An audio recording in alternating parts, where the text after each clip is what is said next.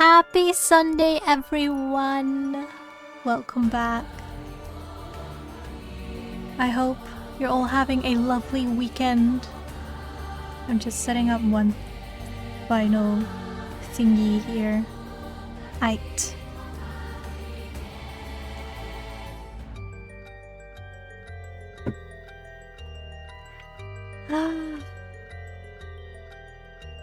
Okay, I'm ready.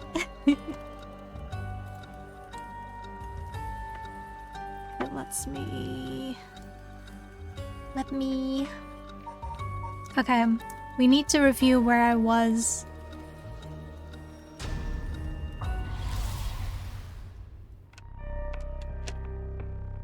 Okay. So we went through his storyline where... in this one he died, and we don't know why. And here... he was killed. It did not end well for him, even though we started with him. I thought he was gonna be our protagonist, but I guess not. Unless, you know, something else down the line changes and this will connect further, but we'll see. We shall see. And then this one is locked. Right, I think something happened and I could not proceed from this part, which is why this one is grayed out. And then for her, I had one ending where she died and another one which allows me to continue. So, which one do I want to see first?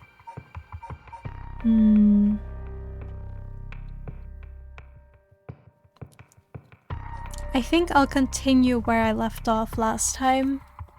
From here.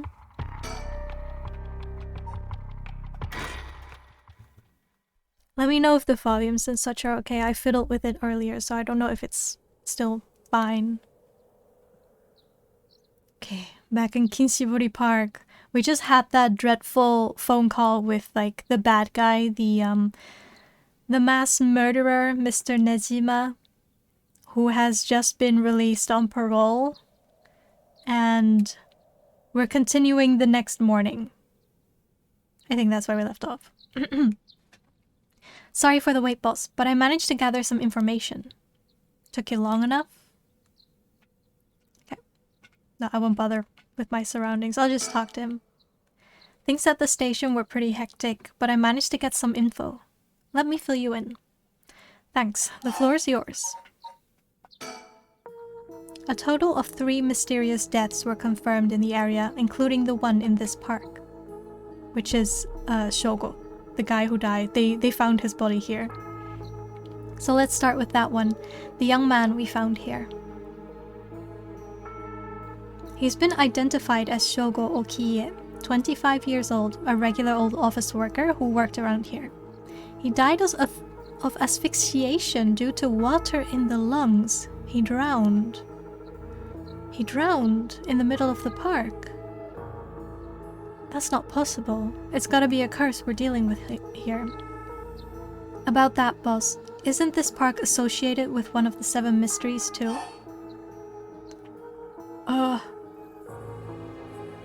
Wait.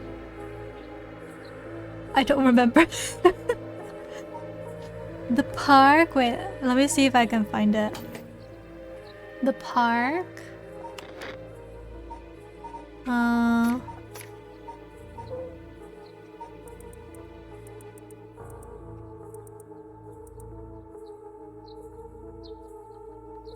It is the Whispering Canal, but this was the curse stone that Okiie possessed.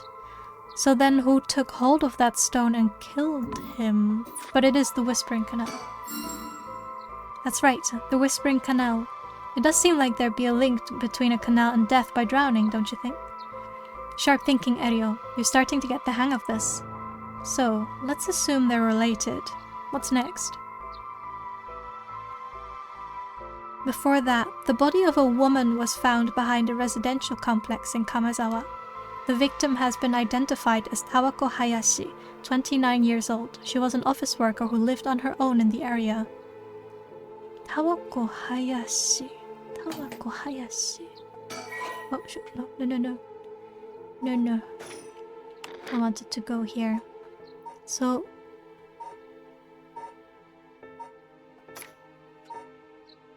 is she on the list?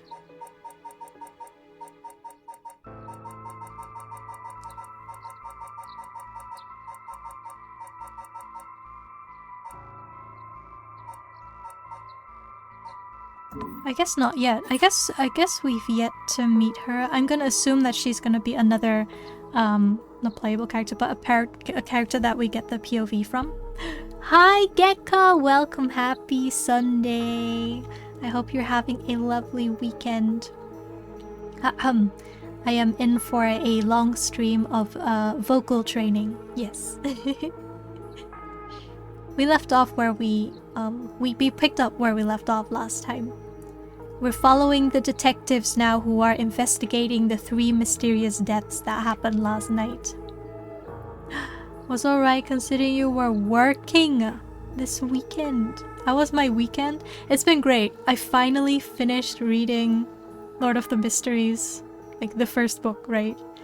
And my god, I am not okay. I loved it. It was great. Minnie, thank you for 42 months. That's wild. Happy Sunday. Welcome in. Yay, yay. Nice. Oh my gosh. 42. I cannot.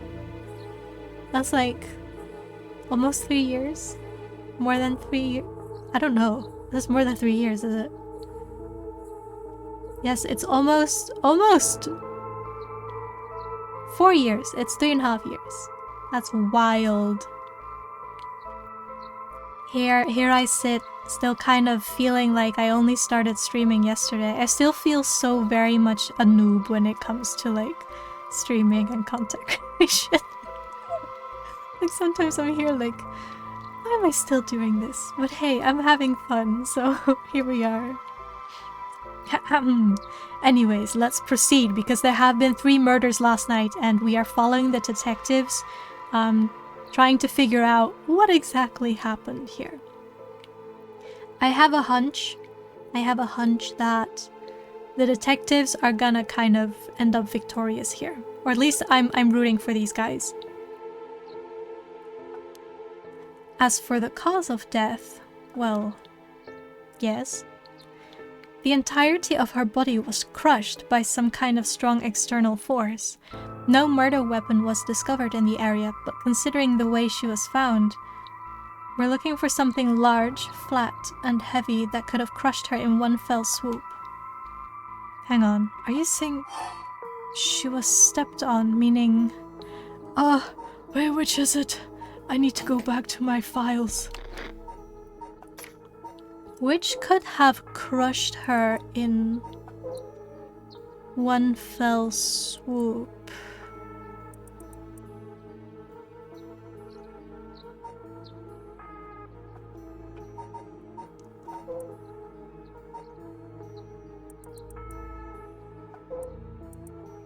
Kills by burning? Oh, we don't know about this one.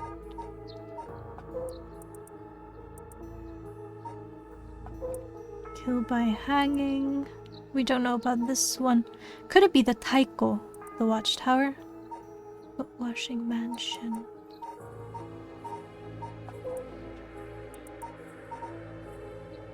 Kills by crushing. I guess it's this one. Kills by crushing. Foot washing mansion. This one. Exactly. Crushing is the foot washing mansion's modus operandi. The place the body was discovered is also known to be related to the 7 mysteries. Then, is this Namigaki's doing? Shit, I knew he'd used it. Judging by the amount of soul dregs, the victim was just a regular person, not a curse bearer. Guess we need to report this to Paranormal Affairs. Got it. And as for the 3rd victim... she was identified as Kohei Jonochi, 32, a teacher at Komagata High. He was found in the school's courtyard. Wait, that's the guy who was harassing the girl, the guy who was like terrified for his life because I think he's involved with the high school suicide 1 year ago, which turns out to have likely not been a suicide. I think it's that guy. Oh my gosh, I guess he died. Cause of death appears to be external trauma from a fall or heavy blow. The impact crushed his arms and legs.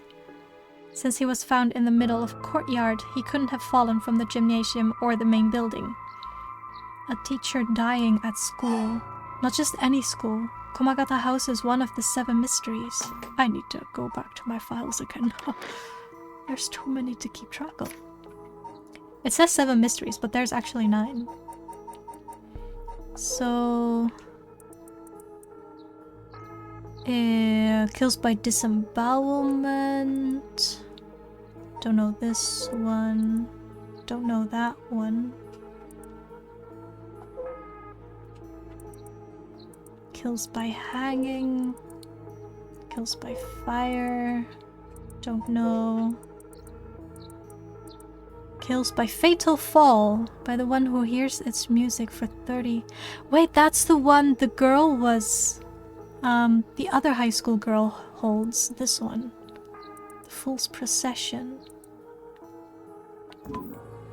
She did try to kill him, but I think in the storyline that I played previously, she was stopped by her best friend. Right, it's where the Fool's Procession is supposed to be. It's too big of a coincidence. We can't rule out the possibility that his death was also the work of a curse. I see. Either way, it seems all 3 victims can be tied to the 7 mysteries. There's probably a curse bearer at the center of it all, pulling the strings. But you've got a point. All these strange deaths do point in one direction. That's right, and Hajime's case wasn't all that different either. He also died of mysterious causes in a place connected to the 7 mysteries. Problem is that the timing doesn't match up. He died before the curses were activated. Could he have been hit by a different curse? One that didn't have anything to do with the 7 mysteries? That's a thought, but if that were the case, we'd be dealing with a powerful practitioner, one who could pull off a curse like that without using a curse stone. There aren't many people in this day and age who could do something like that. Oh, really? I see. I don't know too much about that stuff. I'd be more surprised if you did.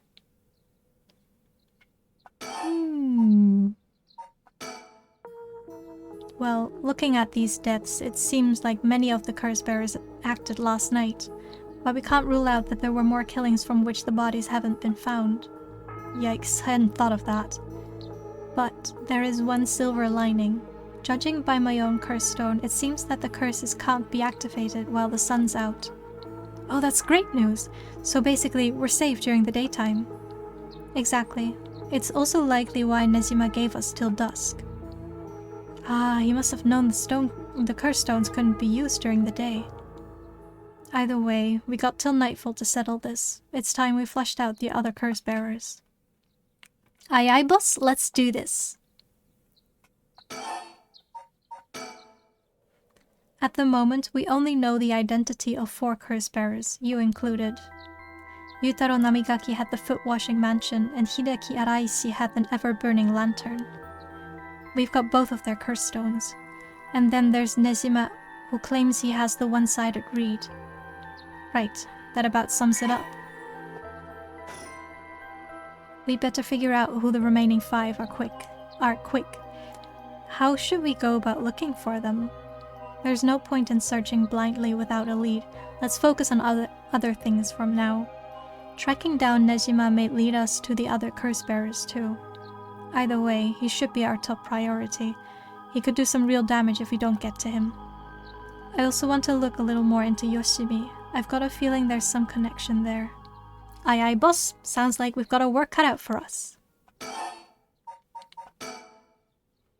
I asked around Sumida's Community Safety Bureau where Yoshimi was stationed. It seems like he was investigating the apparent suicide of a girl named Michio Shiraishi. Ah yeah, I heard about that. He was trying to determine whether it really was a suicide, looking into the height of the building, the force of the impact, her wounds, all that. He must have suspected some kind of foul play, because he ordered a full investigation. but it had already been deemed a suicide and his superiors told him not to go stirring things up. Huh. What was the evidence? Well, according to the report I found on his desk last night, the body was found at the foot of a building a ways away from the road. There was no evidence of vehicular collision, so it was ruled a suicide, but he thought that there was more to it? Yes. A truck or other flat-faced vehicle traveling at high speeds could have inflicted similar damage. In other words, sometimes a traffic accident can look an awful lot like a fall. So there's a chance that it wasn't a suicide. But what a terrible way to go. There were no brake marks on the road, meaning it would have been a hit and run. The vehicle would have hit her without slowing down at all. This is turning into quite the grisly case. But the vehicle couldn't have come out from a collision like that unscathed. Unscathed? Scathed? Exactly. Truck couldn't get isekai'd. I know! I was thinking the same. She got isekai'd. So I asked the traffic bureau to keep an eye out for any vehicles with frontal damage. But I haven't heard back from them yet. I don't think they're looking very hard. So we've got no proof. That said, if it was a traffic accident rather than a suicide, it's possible that someone silenced Yoshimi because he was on the verge of discovering the truth. But Yoshimi is the... that's the officer that was found dead, I think a few days before the cursed stones were activated. And then I think the teacher also died because of this. I think he knows something about that supposed accident. That's true. You think the driver is the one who did him in? Not quite. Yoshimi had already talked to forensics and the traffic bureau, right? His death wouldn't have covered things up. You're right on that. Even if the suicide was a cover-up for a hit and run, it doesn't seem like enough reason to kill a cop. Oh, that's right. Unrelated, but I got something else too. I managed to get a hold of Michio Shiraishi's address. Yoshimi went there a bunch over the course of his investigation. Might be a good idea for us to drop by too. Good thinking. Hopefully that'll give us some more leads. Alright, let's move on to the next topic. HQ has mobilized a search unit for Nejima, but so far we haven't received any word. Guessing he wasn't at home or at work? About that, apparently he vacated his last known address a week ago. You serious? So I have no idea where he lives? It gets worse. I checked in with the factory he was working at. They told me he was only there for a month before he quit. Hold on a second. You're telling me nobody caught that? Well, I had the same thought, so I spoke to his probation officer. Turns out he'd been doing house visits and interviews, but never bothered checking on his workplace. He also said that he'd lost track of Nejima when he moved to a new place. Jeez, that's just sloppy. I've heard that they're giving parole to just about anyone these days because they're running out of room in the prisons. Which also means that there aren't enough probation officers to go around. Dude's probably overworked. So, Nejima got to fuck about unsupervised. God damn it. That asshole's surprisingly good at faking remorse, or insanity, whatever the situation calls for. Back when I arrested him all those years ago, just talking to him left a bad taste in my mouth. He's probably hiding under a false name, which will make it hard to track him down. That explained why he so brazenly made contact. That asshole. He's mocking us. Well, for now, the paperwork to circulate his name and mugshot is being filed. That's gonna take way too long. We only have until dusk.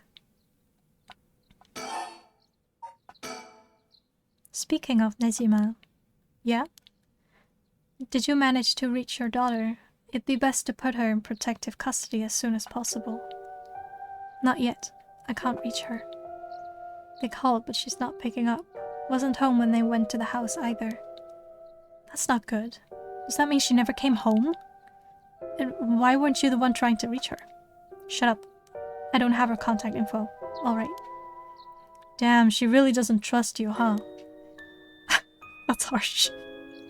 Either way, I told her mother that it was an emergency and that we sent an officer to find her and get her to safety. She was real reluctant, but I got her to agree. I guess that explains why I got divorced. But if you, her former father, can't find her, how the hell did Nezima do it? Former, eh? That cuts deep. Yikes, sorry, it kinda slipped out. Anyway, I suspect it has something to do with his curse echo. Back on topic already, huh? He said his curse could kill a lot of people in a short time. It may even allow him to act from a distance. I see. The one-sided reed. What was that story about again? Something about a man stalking a woman who goes insane and chops her up. Ah, right. One of the more gruesome of the 7 mysteries. Wait, what? Wait. Isn't that exactly how Nezima, the serial killer, like, killed his victims? He chopped them up into tiny bits and pieces and threw them in the river. There was once an infamous rogue by the name of Tomezo who fell for a woman named Okuma. Tomezo persistently chased after Okuma, attempting to win her heart over and over again, but she rejected his advances each time. Enraged by her indifference to him, Tomezo brought a dagger to a canal near Ryogoku Bridge and attacked Okuma. He cut the arm and leg of one side of her body, then threw them into the canal. Ever since then, the reeds growing along the canal have only sprouted leaves on one side. Whoa. Okay, anyway. Remember the girl Yoshimi met the day he died? One Hitomi Okuda? Community safety didn't have any contact information for her on hand. Not even an address? Well, they had her parents' information, but when I called, they said they hadn't heard from her in a month. Lots of family issues from the sound of it. They even said they didn't want anything to do with her anymore. That said, she still goes to school once in a while, so we might be able to find her there. Not sure we really have the time for a stakeout right now, but she could be a key witness. Can't we have community safety track her down for us? We can ask, but it might be tricky to get it done today. For starters, Komagata High School is closed today. Ah, because of the teacher that died. That's right. Alright, but if it's not something we can do today, we may have to forget about it. Let's move on then. Wait, I have more things to discuss. Wait. Even more? I got some information about Yoshimi's fiancé from community safety. Her name is Mayu Chozawa, 27 years old. She works as a beautician in the area. Look, I even managed to get a picture of her. She sure is a beauty. But... oh boy, here it comes. But what? Community safety hadn't been able to contact her since Yoshimi died, not by phone nor at her house. In other words, no response, dead silence. There it is. Can't things just be easy for once? Well, I can take a look now. Persons?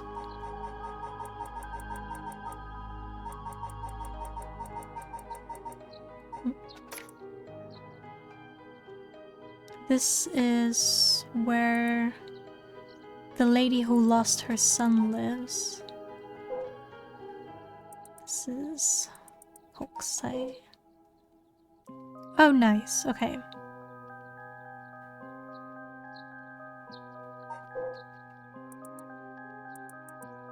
These, okay, I have 3.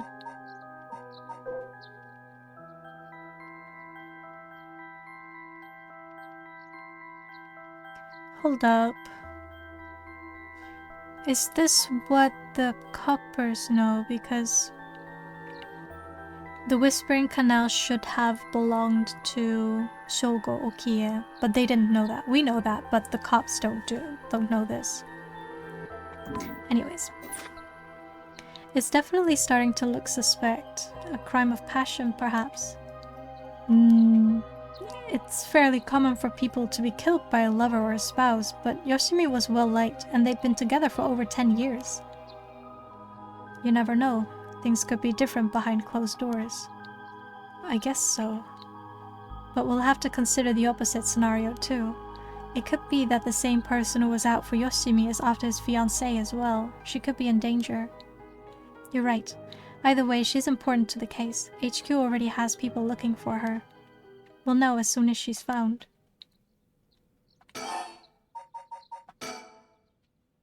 As for Nejima's whereabouts, all we can do is throw more people at it until we find something. G-Man! Happy Sunday! Welcome, welcome. We are continuing with our spooky story today. I mean, I guess it's more of a mystery detective rather than a horror story. You scared me? Why?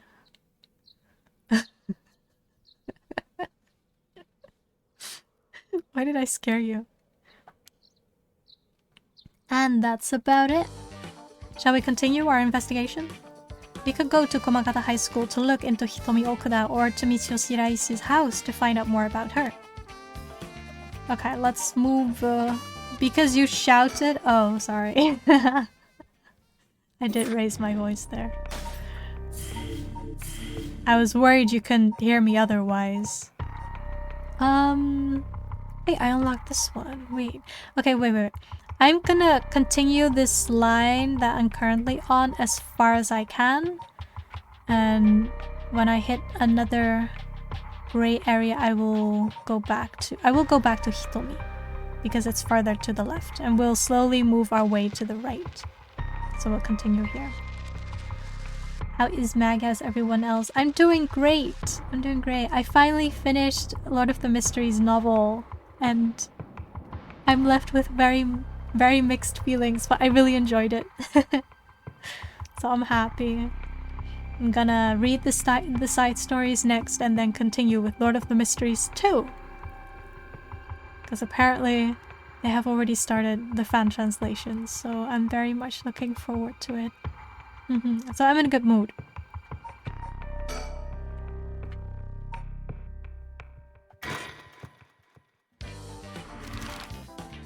I want to go here.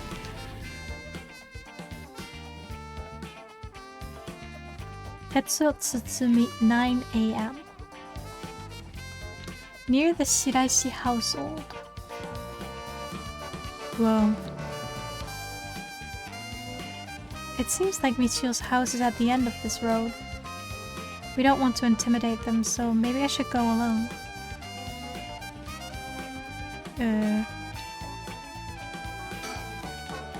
The houses are really cramped together in these narrow alleyways. Strangers like us walking through definitely stand out. It really feels like old Tokyo.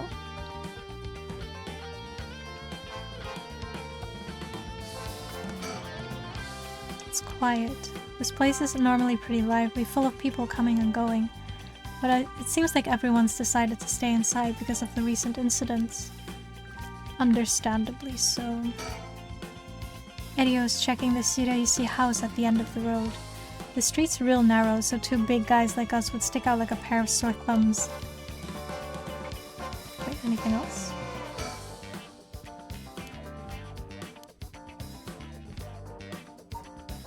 I guess we'll go here. Alright, I'll go check on the house. I did finish. It was great. It's been... When did I start? I think I started in August. Early August. Street's too narrow for two dudes. Exactly, yeah. Two big police officers. I mean, they're not even that big, but I guess, you know. And welcome in, BF Schultz. Flex back muscles, yes. The luck, boss. No one home? Doesn't look like it. I knocked for a while, but nobody came to the door. I glanced in the windows, but there was no sign of activity inside either. And I saw about 3 newspapers stuffed into their mailbox. Uh-oh, did they flee? Did they... Can I go there? Looks like no one home right now. Let's try again later. Okay, I guess we'll just go to the high school then. We'll come back later. The map is such a bright yellow compared to the rest of the environment. Komagata High School. Here we are, Komagata High. Classes are suspended for the day, so the students are just kind of wandering around aimlessly.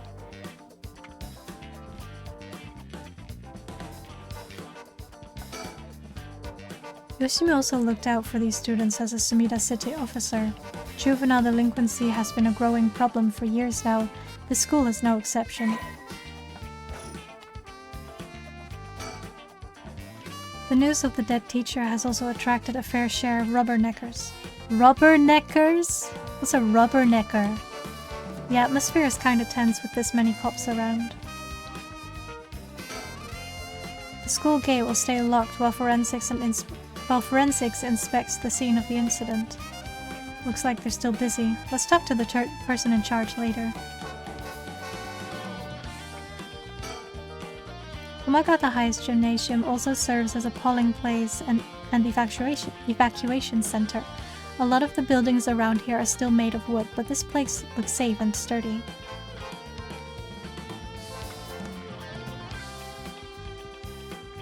Oh, everyone left.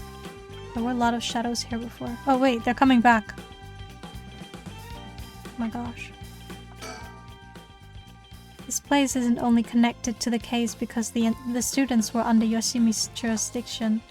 It's also the site of the Fool's Procession, and of course, where that teacher was killed. Seems like a likely place to find some clues, don't you think? Will he say something else? Oh right, speaking of schools. Rubbernecker dude who rubs the neck. Okay, but what does it mean? What does it mean to rub the neck? What is it? You said paranormal affairs can't help us right now. So why don't we get that psychic high schooler you mentioned to help us? A lot of the people involved in this case lead back to the school anyway, so it might make things easier to have them with us. A massage? I guess. A rubbernecker is basically a masseur. Okay, got it. For a guy who questioned me on the legality of working with them, you sure seem eager to exploit underage labor. Hey, who said anything about exploiting them? I just want to give our young experts the opportunity to shine. When did you become such a smooth talker? Anyway, I'm afraid I don't know where they are. Oh, I see. I wonder if there's anyone who could help us scout out the area. Let me see if there's anyone who can help us. Can I talk to this guy? No.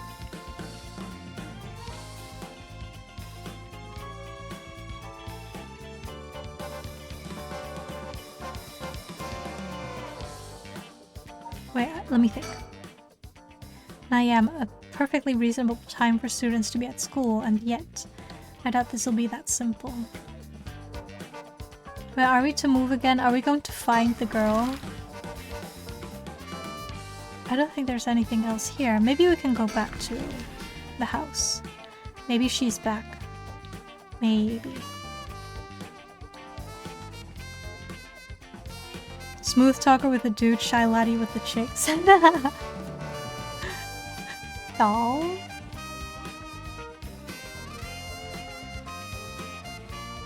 Actually, since I have the option here to suspend, I think that should be my next step. I think I need to jump to a different point of view and see if I can gather more hints. Okay, yeah, that's why.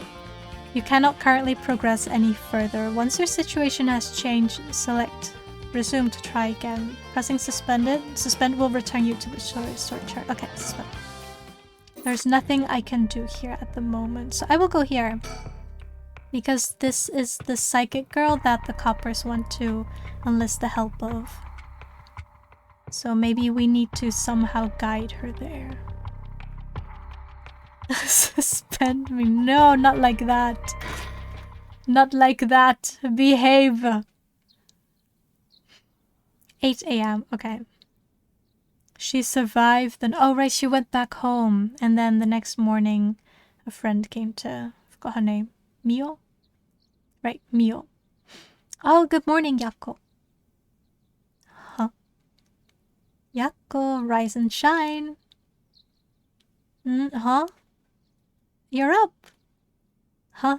It's morning? You will not take my joy out of me, but I can try. No, don't worry. I joke. Are you okay? Can you remember your name? Duh, I'm, Yakko Sakazaki. Good. Seems like you're fully awake. Oh, Mio? Thanks for last night. Was everything okay? I'm glad she didn't die. Yep, still alive. I couldn't dispel the curse echo or learn the identity of who used it, but I managed to at least get away. Nothing can take my joy, not anymore. I'm happy for you. I'm really glad to hear that. It's the best position you can be in my opinion.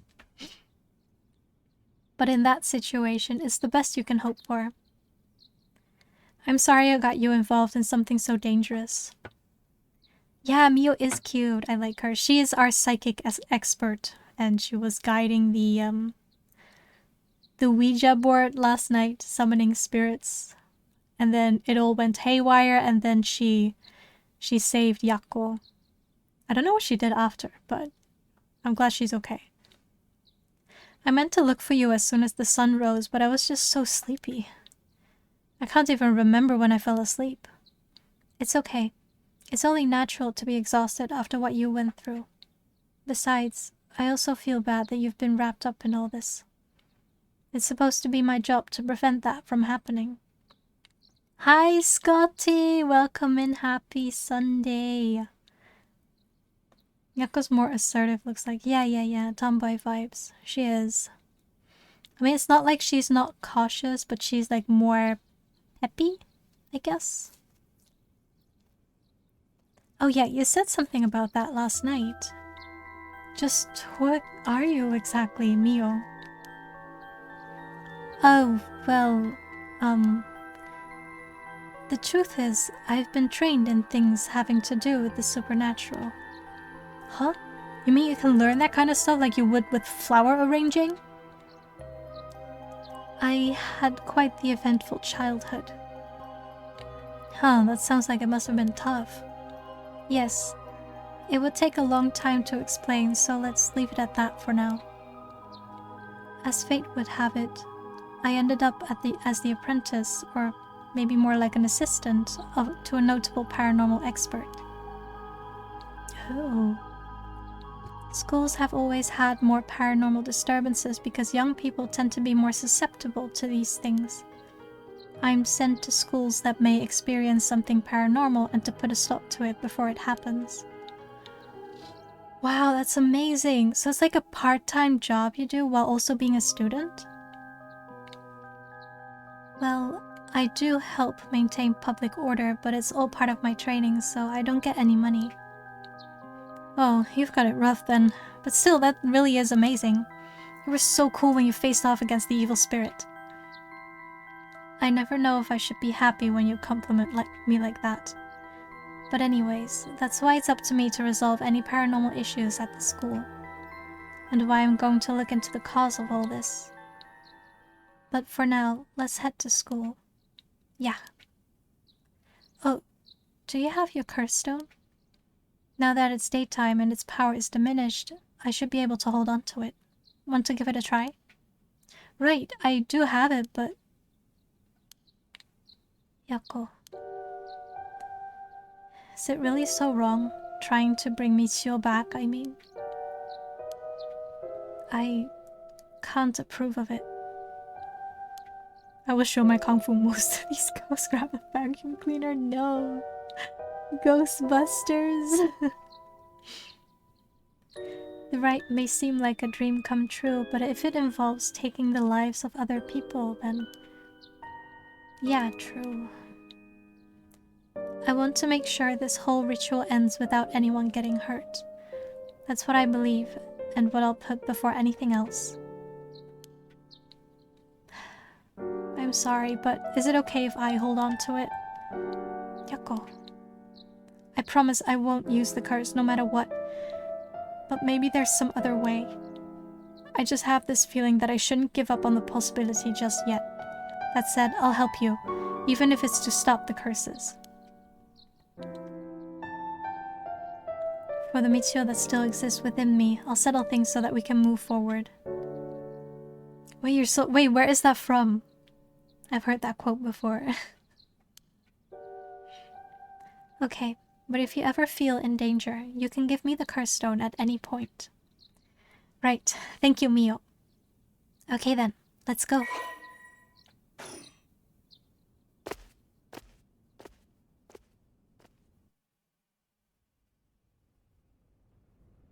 It's still 8 AM.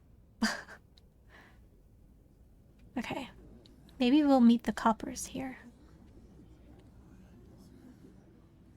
Huh? I thought it unusually noisy. There's a big group of people and police in front of the school. Did something happen? If the police are here, then something must have. I'll go ask. Thanks.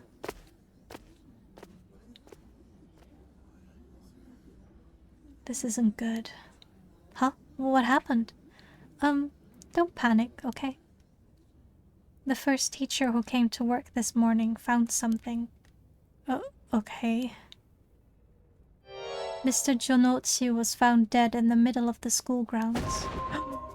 What? They're closing the school for today. But that's not all. I didn't know this either since I didn't watch the morning news, but rumors are spreading that a number of bodies were found nearby. What? There's no way. Would it be because of the curse? We don't know enough to say. From what I heard, Mr. Jonotsu's body was in the middle of the grounds, but his body was covered in bruises like he'd fallen from somewhere high. Weird. Wait, it's also weird that the police would just tell her this. I would think that during the investigations, this kind of information is confidential, like they would not leak this to the public. Maybe she hexed them. Have you been, Max? Got to ask. Oh yeah, no worries. I've been great. I finally finished reading The Lord of the Mysteries. Reached the ending, so now I'm reading the side stories now, and I'm very much excited to start reading Lord of the Mysteries too. It was so good. I'm very happy. It's been great. So yeah, I'm in a very good mood right now. Taking into account his unnatural death and the timing, it's very likely it has something to do with the curse. You're saying someone used their curse on him last night? Seems like it, doesn't it? But that's so scary. Jeez, so the curses really do kill people, and someone used it. Shh. Keep your voice down, okay? What would happen if another curse bearer heard you? Sorry. I wish we had a little more information, but they've locked up the front gate. Maybe we could sneak in through the back entrance. That person over there. Is that Hitomi Okuda? Oh, that was the other delinquent student that the dead teacher was talking to last night. You're right. That's unusual. Oh, but she was at the school last night, too. She must know something about Mr. Jonotsu. Let's see what she has to say. Whoa. Oh, Mio, wait for me. Wait for me. Huh. So you're telling me the two of you were the ones at the school last night? No sense hiding it then. Plus, I owe you one, Mio. I'll tell you everything I know. Thank you. She owes you. Oh, yeah. Right after I transferred here, there was a bit of trouble. She gave me one of those, what was it? Exorcisms. Oh, so that's what it was.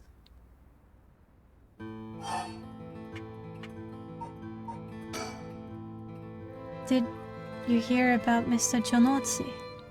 Heard about it. I've known about it since last night. Saw that asshole bite it on the school grounds myself. Oh, really? She saw it happen? Tell us about it. What happened exactly? I don't really know myself. It was pitch black. What I can tell you... It was almost dawn, probably around 3. He started freaking out all of a sudden, ran out onto the ground like something was chasing him, then screamed. Ah, somebody help me, forgive me, Michio! Or something like that while he was running around. Michio? He mentioned Michio? Was there anyone else out on the ground? Oh, by the way, Michio is the girl who supposedly killed herself, but then we found out she was probably hit by a truck. It was too dark to see from where I was. But for just a second, I think I saw a girl in a school uniform with her hair in braids. Oh? I didn't go out to make sure, so it could have been nothing for all I know. Then I heard him begging for his life, like, I was wrong and I'll do anything. Then all of a sudden his arms and legs snapped, even though he was just standing there. His arms and legs broke without anything being done to him. He fell over and quit moving, so I thought I'd better get out of there. Then he croaked. That's all I saw. I see. But from what you've told us, it almost sounds like Michio's ghost chased down Mr. Jonochi and killed him. Hell if I know anything about that. I'm just telling you what I heard him say. Wait, I need more details. Did you tell that story to the police? Nope, and I ain't gonna. I'm counting them for shit. Not like they believe such an insane story is anyway. Right. But there must be at least one person in the police worth trusting, right? Yeah, I guess. There was this one cop who always got on my case about stuff. But he died just the other day. Oh, that was I already forgot his name. The first guy who died a few days before the curse stones activated. Oh, he did? I'm sorry to hear that. Everyone who gets involved with me ends up dead. Maybe I really am cursed. Pisses me off. You've got it all wrong. The spirit that possessed you wasn't that kind of spirit. Huh? It wasn't? Yeah. This was just an unfortunate coincidence. Though I'm sure that was hard enough for you.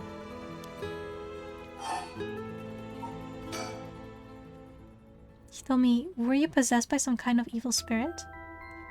I don't understand it all too well myself. What I can say for sure is...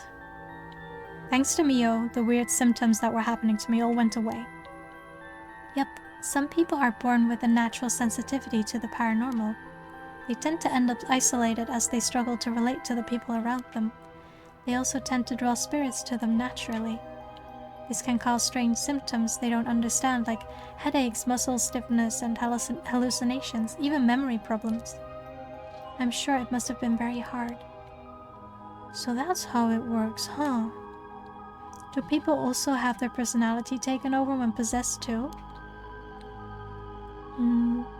It's possible with spirits who have a very close relationship to their target, like siblings or a parent and child. But you almost never hear about people being taken over completely. It's when the two parties aren't in sync that those negative effects can start to appear. So the seances or whatever you see on TV are all bogus? Not quite. There are mediums and diviners who can align their minds with the spirits they call. Though there are people on TV who are just putting on a performance. Huh. There are people who in life had extremely powerful spirit sense or a deep connection with the person, but even they shouldn't be able to completely take over the person they possess. And even if they could, it'd only be enough to pressure them to choose certain behaviors that wouldn't be unusual for them to do on their own to begin with. But if that's the case, wouldn't you not know if you were choosing that behavior on your own will or not? Hence why there are lots of cases where people don't even realize they're possessed. Though the spirit may influence the behavior and memories of the host, the deeper their connection in life, the easier it is for that to occur. I see. Getting possessed by a spirit is pretty complicated, huh? It must have been tough for you being possessed for so long, Hitomi. Whatever might happen to me doesn't make any difference. Me being able to see spirits and stuff has nothing to do with how things ended up like this. Yeah, it's not like being able to see them is your fault either. The same goes for me. Maybe it's just something we have to live with. I think you have a knack for it yourself, Yakko. I bet you could see them too with a little training. I think I may pass. Hitomi, last night, before you witnessed Mr. Jonochi collapse, can I ask what he and you were doing in the classroom? You're gonna tell the cops? Oh, right. With everything that happened with Mr. Jonochi, they'll suspect you if we told them we saw you with him that night. Anytime something happens with someone like me, all those shitty adults start jumping to conclusions. I understand. I won't tell them. You wouldn't have been able to kill him anyway. If you say so, then I don't mind telling you about it. Would you like to see spirits, Maggie?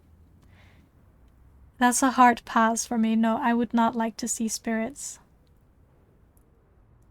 I would probably go crazy because if I could see them, they would very likely just be everywhere. I would see them everywhere I go, all day, every day, and that sounds exhausting. Just being able to see them.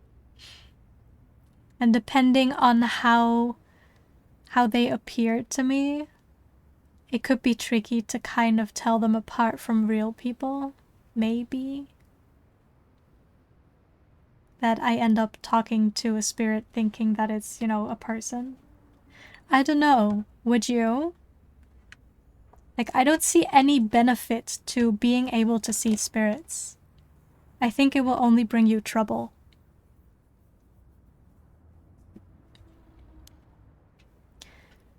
So last night, that piece of shit Jonoji called me over here acting like he was gonna attack me or something. What? How terrible.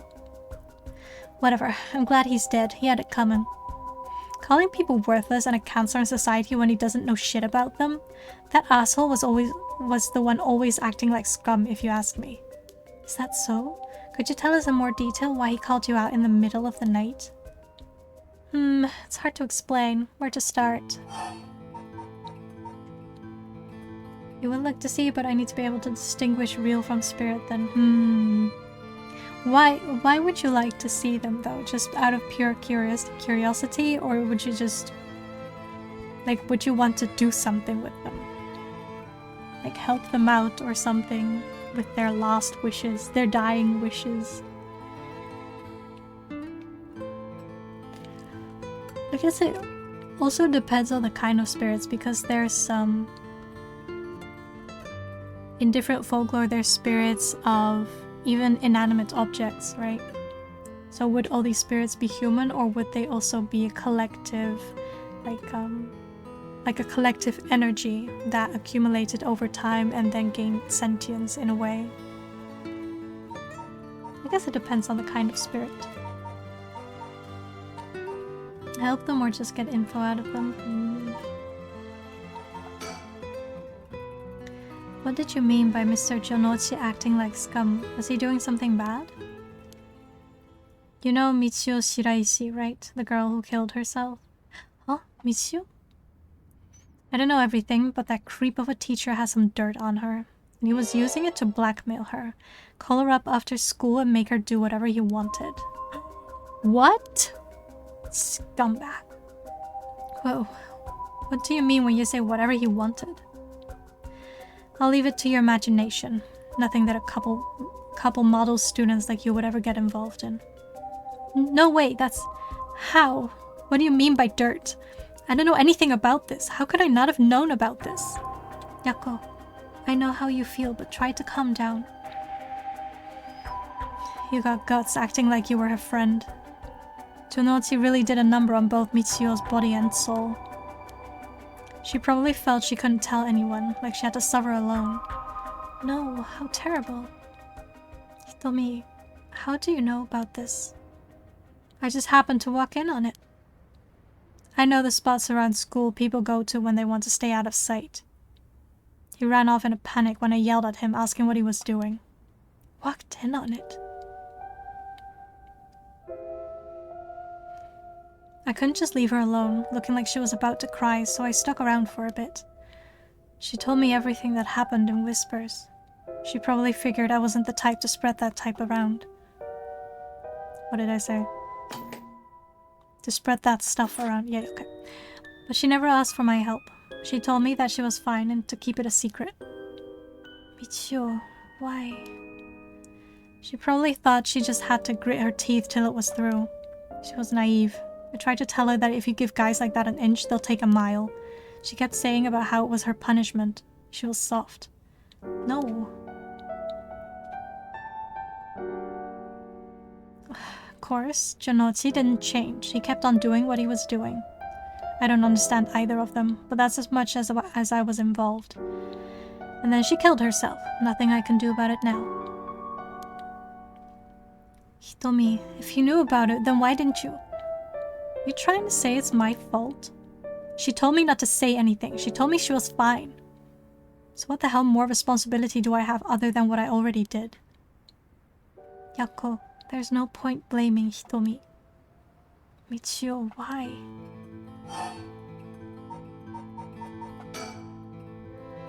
Did you hear what this dirt was?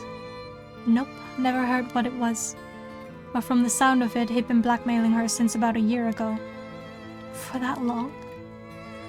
The dick probably caught her doing something she shouldn't have been. She looked well behaved, but there's more to a person than meets the eye, you know. There must be some reason. Dunno, got nothing to do with me. That's all I know about that asshole's death. Hey, Mio? I've been thinking about something. Hmm? The way she described it reminded me of something. The way Mr. Jonochi died, it sounds a lot like how Michio died. Of course, I didn't see it myself, but the state Michio's body was in, it was like she had fallen from high up. Could they have been killed by the same curse? I don't think so. The curses of the Seven Mysteries hadn't manifested when she died. And if we can trust what the spirit board said, then Michio died in an accident. Oh, right. What you described does sound like Michio killed Mr. Jonochi. She did have a reason to hate him after all. No way, you mean that really was her ghost, like for real? Those who die bearing strong resentment or regret can occasionally become spirits, either bound to a place or roaming freely. However, it'd usually be impossible for them to kill the living. Most don't have that kind of power. But it's possible they could possess someone close to them and act on those lingering regrets. Huh, I wonder if that's what happened. Alright, then supposing what the spirit board said is true and Michio's death was an accident, then she must have had some regrets. If she really hadn't given up on living, that is. I don't think she was the kind of girl who would just give up no matter what the situation. I don't really know, but she didn't seem like she had something tormenting her so much that she'd kill herself.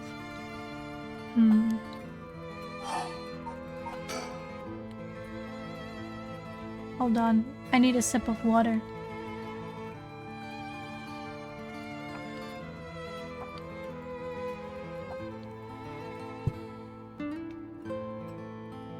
So that's why you do the job you do, huh, Mio?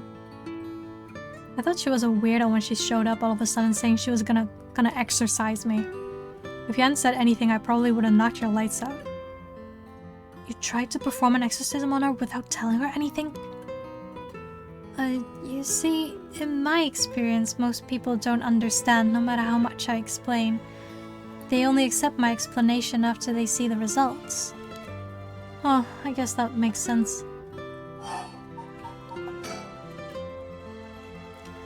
So, last night, how did it start?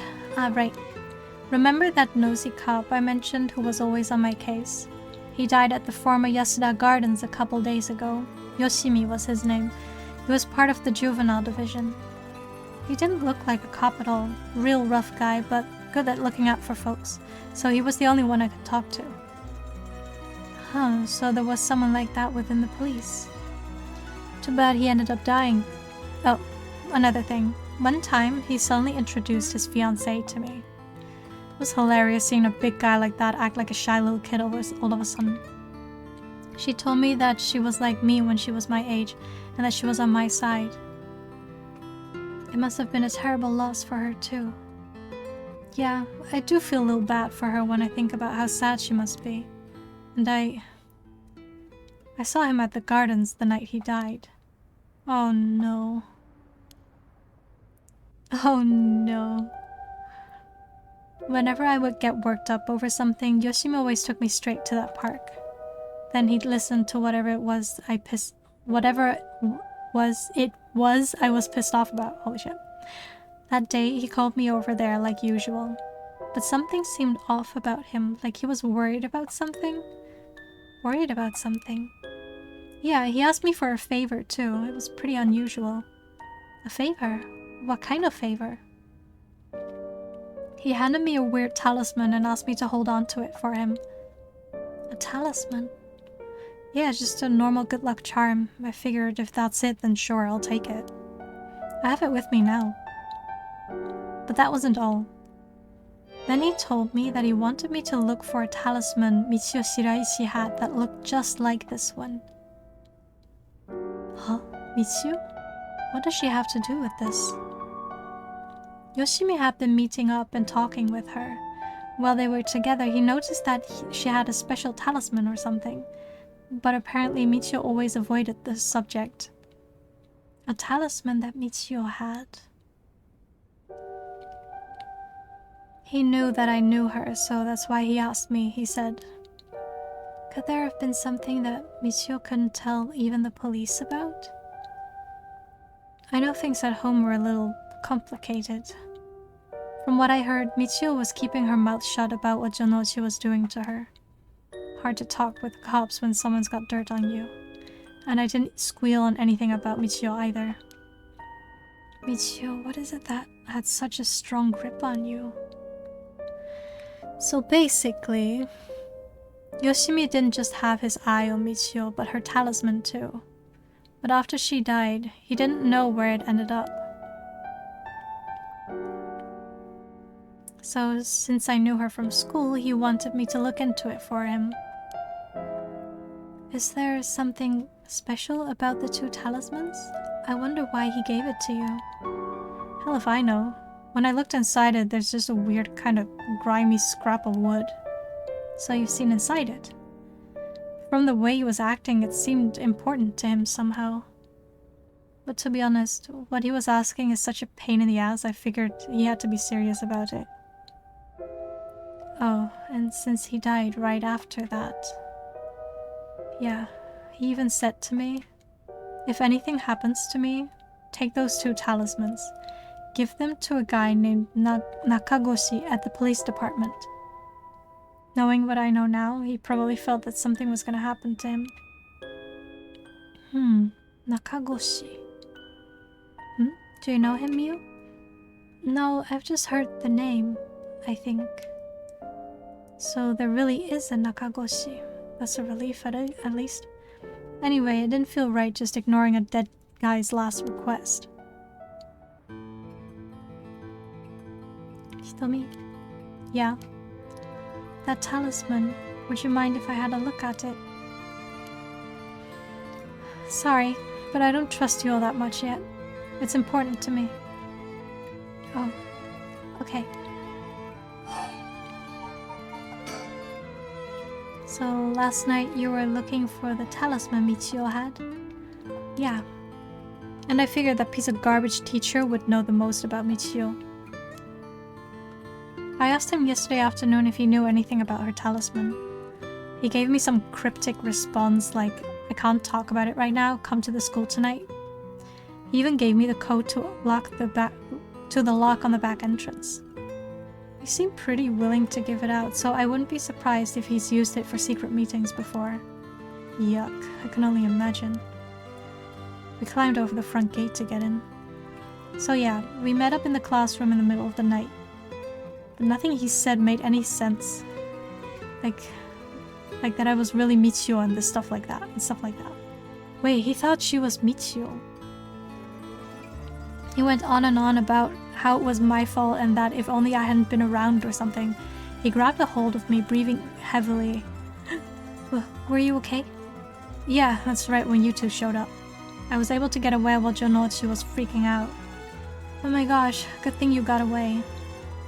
So it's really all thanks to you two that I got away. But I didn't get any info about the talisman, so the whole thing was sort of a bust. Afterward, I was wondering what you two were up to, so I hid nearby. Then I saw you and old man Ashimiya talking, and then Mio showed up. Oh, you did? That's also why I saw Jonochi come back outside and bite it. I see. So you were only here to look for Michio's talisman. And that's all I know. Happy? I still gotta look for the talisman. Sure. Thank you, Hitomi. Oh, if you two find out anything about Michio's talisman, we'll be sure to let you know. Thanks. Oh, can we get your contact info? Where can we normally find you? Right. Not at home most of the time. Usually I'm at a friend's place. Here's the phone number. Thanks. We'll call her if we need to talk to you. And, what is it? You're easier to talk to than I imagined. I was kind of scared at first, but not anymore. Shut up! You were the one avoiding me. Anyway, catch you later. Don't die out there, okay? Thanks. We'll be careful. Tsun tsun. Alright then. We got a lot of new information. Sounds like Mr. Jonochi was killed by a curse, just as we thought. Which means there was a curse bearer at the school. Multiple, in fact. Multiple? You think so? Yes, the curse echo we experienced in the school and the one that killed Mr. Jonochi seemed to be different. The people in the school at the time other than us were Mr. Jonochi, Hitomi, and Omen Ashimiya, who you ran into. I was thinking it would be among them, but there was one more person. Hitomi saw a girl in a school uniform with braids. From what Hitomi was saying, it doesn't seem like she's one. Mr. Jonochi's pretty suspicious, though. If he were a curse bearer, it would certainly explain why he was killed. Right. That's why I say there are multiple. Oh right, the person who killed Mr. Jonochi would have to be one too. Which means it must be either the mysterious girl or old man Ashimiya? Yeah, we should certainly be careful of them. That said, the mysterious girl and the fact that Mr. Jonochi thought it was Michio that was attacking him has me wondering. Of course, I doubt Michio herself was actually there, but... Oh, I just remembered. I also saw Mr. Araishi outside the main gate last night. You did? It's likely he's involved with the curses, given that he's the one doing research on the rite of resurrection. So we'll have to be careful of old man Ashimiya and Mr. Araishi. I want to believe that not all curse bearers will be hostile, but... As for what to do now, I'd like to find who's responsible for the Feast of Shadows and that set this off and how they did it. I don't think we'll be able to end this without stopping it at its source. Huh, that makes sense. In which case, next we should do... what exactly? We'll need to talk with Mr. Araishi. He definitely knows something. It should be safer during the day, so I think we should try to look for him. Got it. I'll help in any way I can. But the school's closed. I wonder where he could be. Let's try heading someplace someone may know where he is. Where to go then? Oh, where to go? I would think the high school?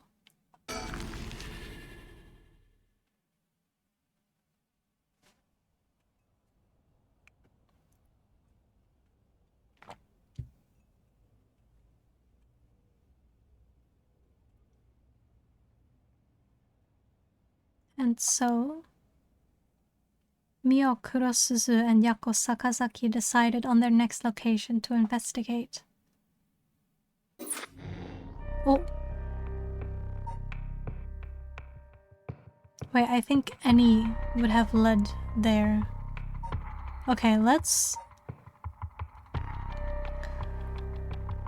go back to this lady's POV.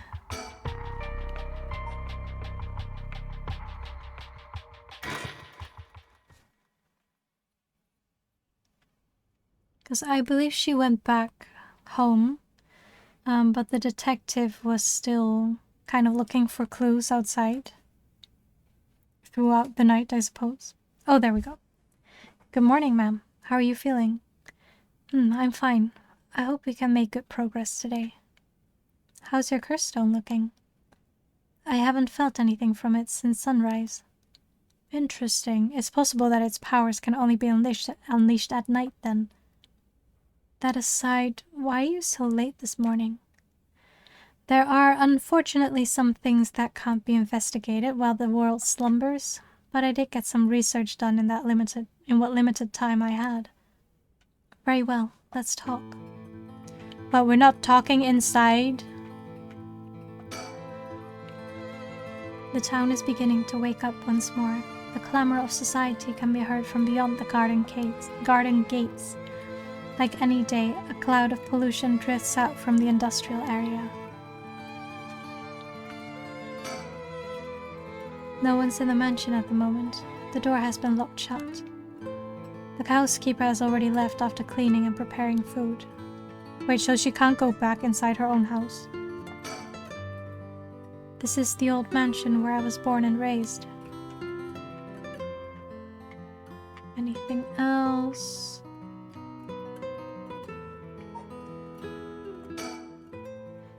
By the way, there's something I wanted to talk to you about. And what's that? Our current plan is to steal the curse stone that's already absorbed soul dregs, but I'm wondering if it would suffice to not steal, but instead negotiate with the curse bearer and have them use the right for our purposes. Oh, I mean, I suppose that would accomplish the same, but do you think it's possible? So long as we offer compensation, it may prove much easier than you expect. Compensation. Cash, for instance. That wouldn't be off the table for a family as rich as the Shigimas, would it? Of course, why, any amount would be fine if it get the job done. I won't let monetary matters lead me to regrets the way it did back with the ransom. Okay, with that option on the table, let's figure out our strategy. Do you have a curse bearer with whom we can negotiate in mind? Not yet. Surprisingly, it seems the other curse bearers haven't been that proactive about collecting soul dregs. But did you see the news this morning? No, I haven't. Overnight, 3 mysterious deaths were reported in this area. They've yet to announce the identities of the bodies found, but they've been nicknamed the Honjo serial killings. It's garnered quite some attention on the streets. Oh my. Only 3? That's what I thought. Even if the victims were curse bearers, just 1 or 2 wouldn't be enough soul dregs. And for what those curse stones are capable of, a mere 3 victims seems a little on the low side. With this little activity all through the night, the curse bearers must be a cautious bunch. What's holding them back? Are we not all after the power of resurrection? There may still be some undiscovered victims, but it doesn't seem like anyone has gathered enough soul dregs yet. We might have to set up some bait to spur them into action. And then we can offer them the deal. None of the curse bearers seemed very proactive. I wonder if this situation would be what this mastermind who kicked it all off intended. Now that's an interesting theory. You think there's someone behind this all? You mentioned hearing an agonized voice telling you to kill when you first obtained the curse stone. That doesn't sound like a coincidence to me. Someone agitated the curses in this area on purpose, and they are likely after the rite of resurrection as well. So you're thinking this person is not one of the curse bearers? You've got a sharp mind, ma'am. Though it might seem obvious for the mastermind to become a curse bearer and collect soul dregs if they were after the rite, this would be very risky, since as a curse bearer they themselves would become the target. So it'd actually be more convenient for them if the curse bearers moved less aggressively. That's right, but despite that, they've been inciting the curse bearers to commit murders. Why? Let's consider this. What if the mastermind isn't trying to collect soul dregs themselves? You mean their intention was also to steal the souls while the other curse bearers compete with each other from the start? Sitting back and observing from the sidelines is the safer course of action, which is why I figured it'd be best for us to attempt the same strategy. So, how should we do it? There's still reason to suspect the mastermind could be a curse bearer themselves. To be honest, I want to keep my distance from whomever it is. There is no telling what kind of power they might possess. Whether our aim is to negotiate or steal, we'll have to outpace the mastermind in making contact with the other curse bearers. How do you suppose we do so? At this point, all we can do is search. I learned something new about the criminal involved with the kidnapping. It concerns the serial killings. There was a body found at Komagata High School. The person was identified as a school teacher. His name was Kohei Jonotsi.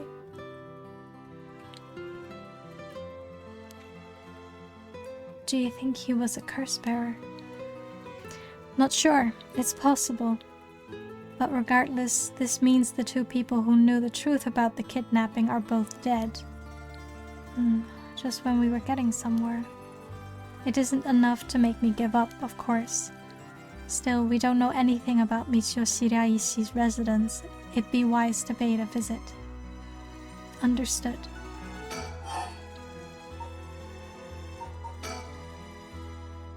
In addition to the 3 victims associated with the Honjo serial killings, there's Michio Shiraishi, who reportedly committed suicide, and the police officer who died at the former Yasuda Gardens.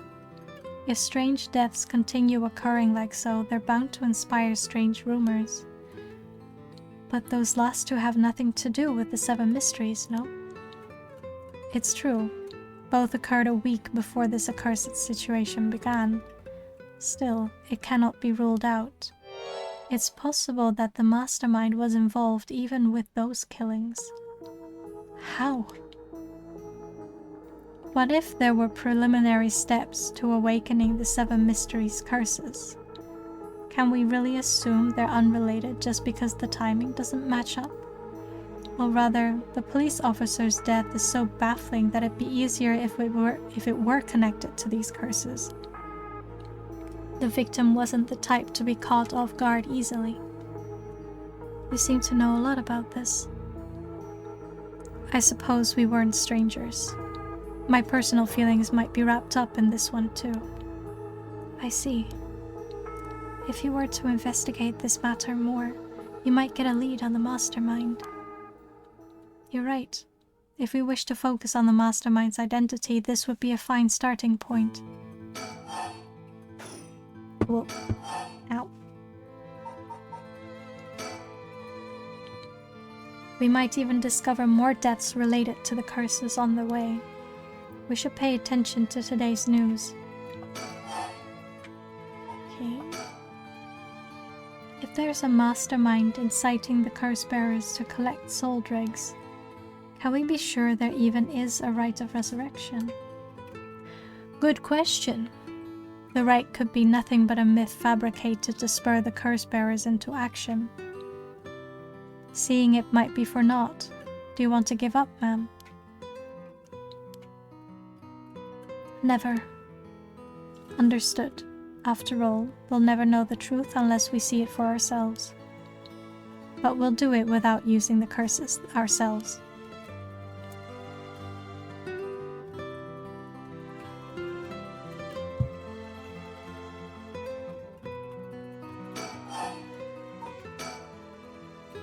By the way, I met a few people who seemed like potential curse bearers last night.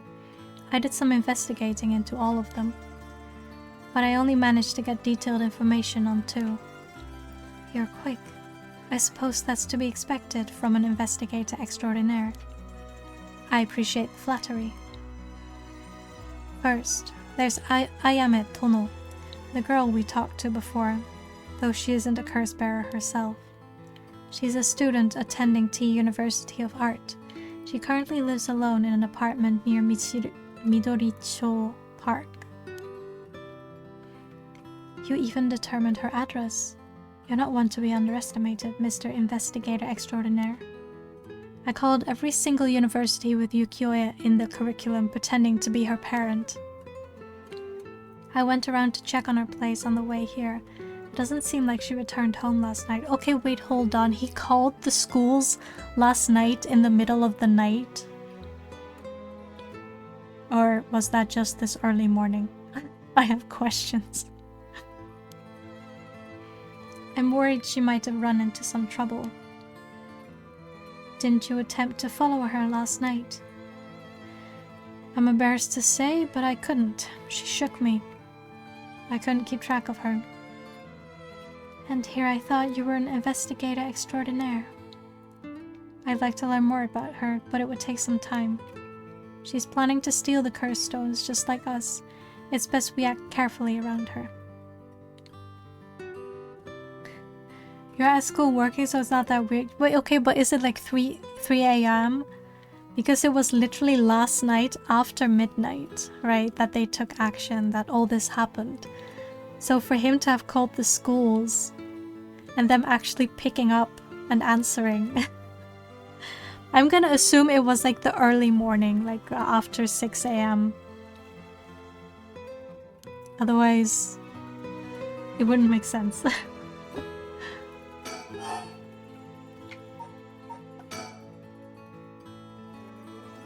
Next is the tall man who was dressed in black.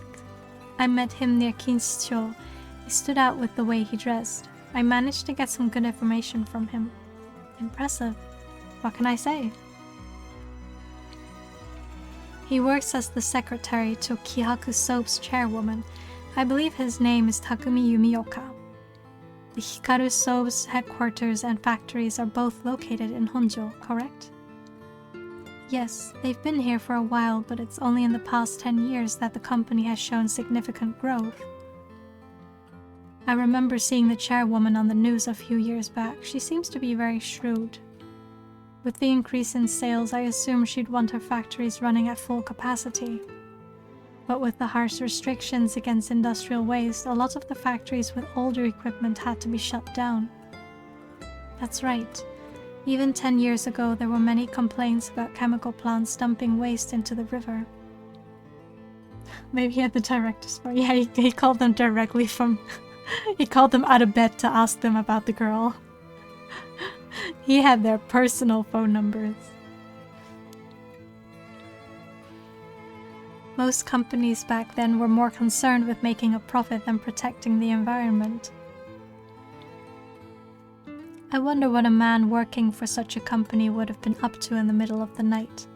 On the way here, I stopped by the company's headquarters, but they hadn't started for the day. I should have better luck later. Let's hope you will. Perhaps they're interested in seeing if the right would be beneficial for their product research into beauty and skincare. Although that wouldn't really make any sense, but okay. Ha! Now that's an interesting thought.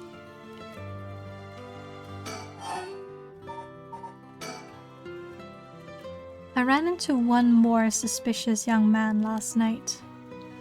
This one seemed to be out collecting soul dregs, right? Indeed. I couldn't get a good look at him though, and I couldn't gather enough intel to properly identify him. Well, that's a shame. But I can make an educated guess. Oh? You know that researcher who discovered the ancient text on the rite of resurrection, the one that lives near here? His name is Hideki Araishi, and the man I met was very similar in stature. Oh my, even he is involved. How awfully suspect. Considering his background, couldn't he be the one who initiated the whole affair? I think it's possible, yes. Which is why I decided to refrain from making contact with him for the time being. Safety first. Understandable. Of course, I want to learn more, but this isn't the right time to focus on him. Anything else? Oh my gosh, it never ends. I prefer to ascertain who else is a curse bearer. First, I'll return to Hihaku Soaps. I pronounced it wrongly before. Hihaku Soaps to see that man in black. The headquarters are down on South Warigesui Street. Well, that's all I have to report. Shall we continue with our investigation? What do you want to do? If you still can't use the curse stone, taking a walk should be a fine place to start. Right, let's go together. I want to see what's going on for myself. In that case, I'll trust you to decide on where we should go, ma'am. Okay, let's go. Does it matter? Let's go here. It's closest.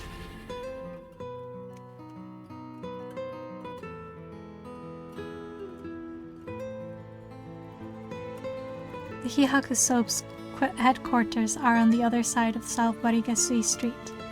They were closed when I visited this morning, but it appears things are up and running now.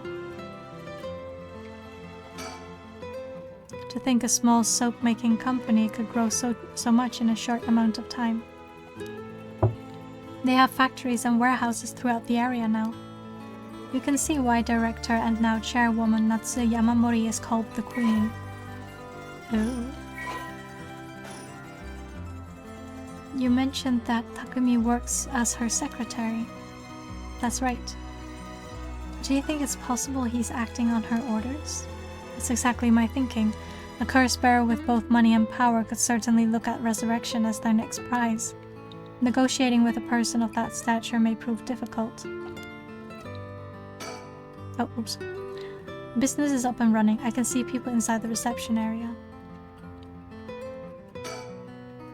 Back in the Edo period, the canal known as South Warigesui ran through this area, but it's been turned into a major road. It's a bit away from Kinshicho Station or Ryogoku Station, though it's still considered a nice area. The stories of the ever-burning lantern and the foot-washing mansion both took place around here. One of the bodies discovered this morning was found by this road as well. This is quite the lively area, huh? I suppose you could call it somewhat of a city center.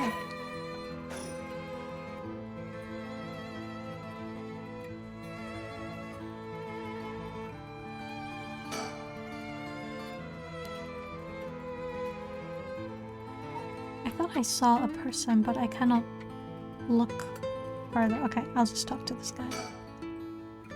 First, I need to confirm whether Takumi is the man I ran into last night. Then I'll be able to determine if he's a curse bearer. It'll be better if I go inside the headquarters alone. You should walk around, visit a cafe for some tea, perhaps. Can I? Should I move? I guess I'll move. Okay, I will go to the park. Midoricho Park.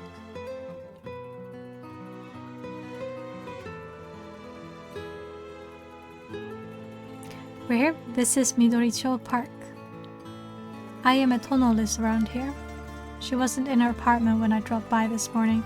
I wonder if it's worth checking again. Oh. Yes. I got myself another mockingbird. Okay.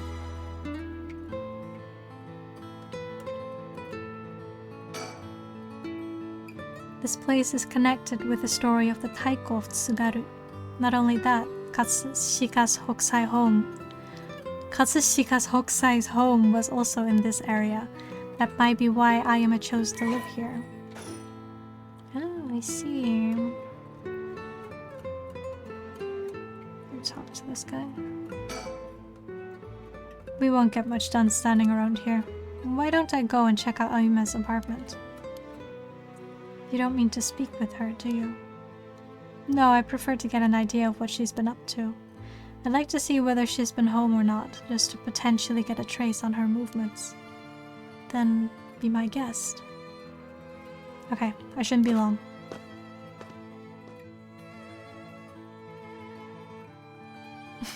smug face. I'm back, ma'am. So, nothing? I'm afraid so. She still hasn't returned. However, I noticed a few people who seem to be related to the police force keeping watch in the area. I don't know if they got eyes on her apartment, but they do appear to be watching the building it's in. Interesting. You've got a sharp eye to have noticed them despite them being so covered. What can I say? It's part of the job. However, it meant I had to refrain from knocking on her door or looking through her windows. I wasn't able to check her electric meter or mailbox either, unfortunately. You're planning to go that far? Oh, are we moving again? Let's go here then.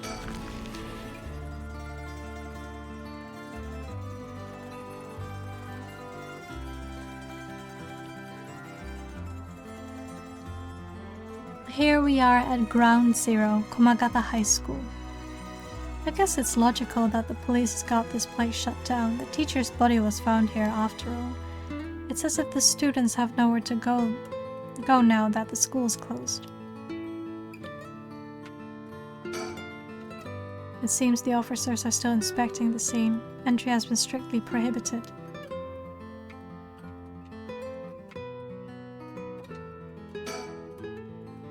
The news has attracted a bunch of curious onlookers, huh? That works in our favor. The more people around, the better we can blend in.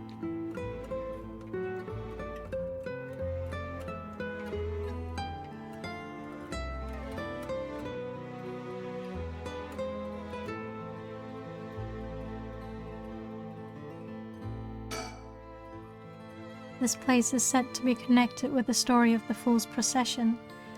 I wouldn't be surprised if a curse bearer decided to turn up. However, I need to find out if that teacher was a curse bearer or not.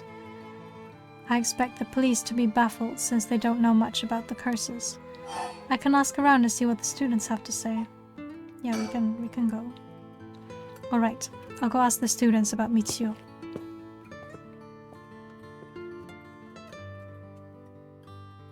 I'm back, ma'am. Again with the smug face. So, what did you learn? That school kids sure love a good rumor. I was practically drowning in stories about Mr. Jonoichi and Michiyo, most of which seemed dubious at best. Not surprising. Most of what I heard was hardly worth a second thought, but there was one story that caught my attention. Oh? Some believe that Michiyo is the one who killed Mr. Jonoichi. Really? The story's got two pieces of evidence to back it up. One of them wasn't news to me. Apparently he has been mumbling that Michiyo was going to kill him for some days now. A fellow teacher overheard his mumbling and told the students. Why would the teacher do that? And then it spread like wildfire, I suppose. Rumors that juicy don't stay a secret for long. As for the other piece of evidence, a pig-tailed girl in her school uniform was seen around school late last night. Go on. Although numerous people claim to have seen the girl, not one of them saw her face. Some are proposing it was Michiyo brought back to life or that it was her vengeful spirit. But it's not like Michiyo's the only high school girl to wear pigtails. This rumor might have been made up just to fan the flames. But if it were true,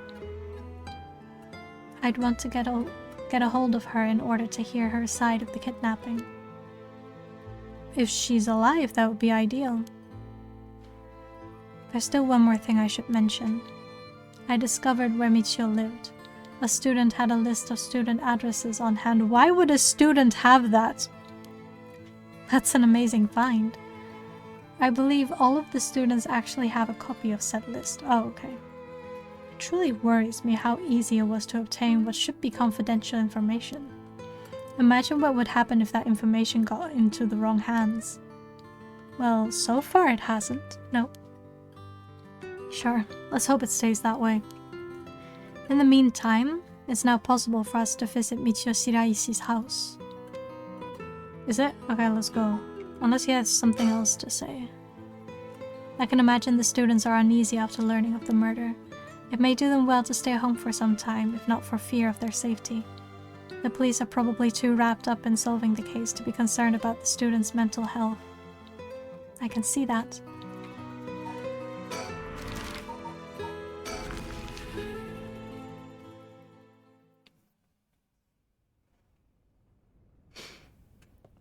I wonder if these two will be successful. How did it go? I went to visit Michio Shiraishi's family home, however. No one seemed to be there. I got no answer at the door and all the lights were out. It seems to have been empty for a while now. There was a stack of newspapers out front.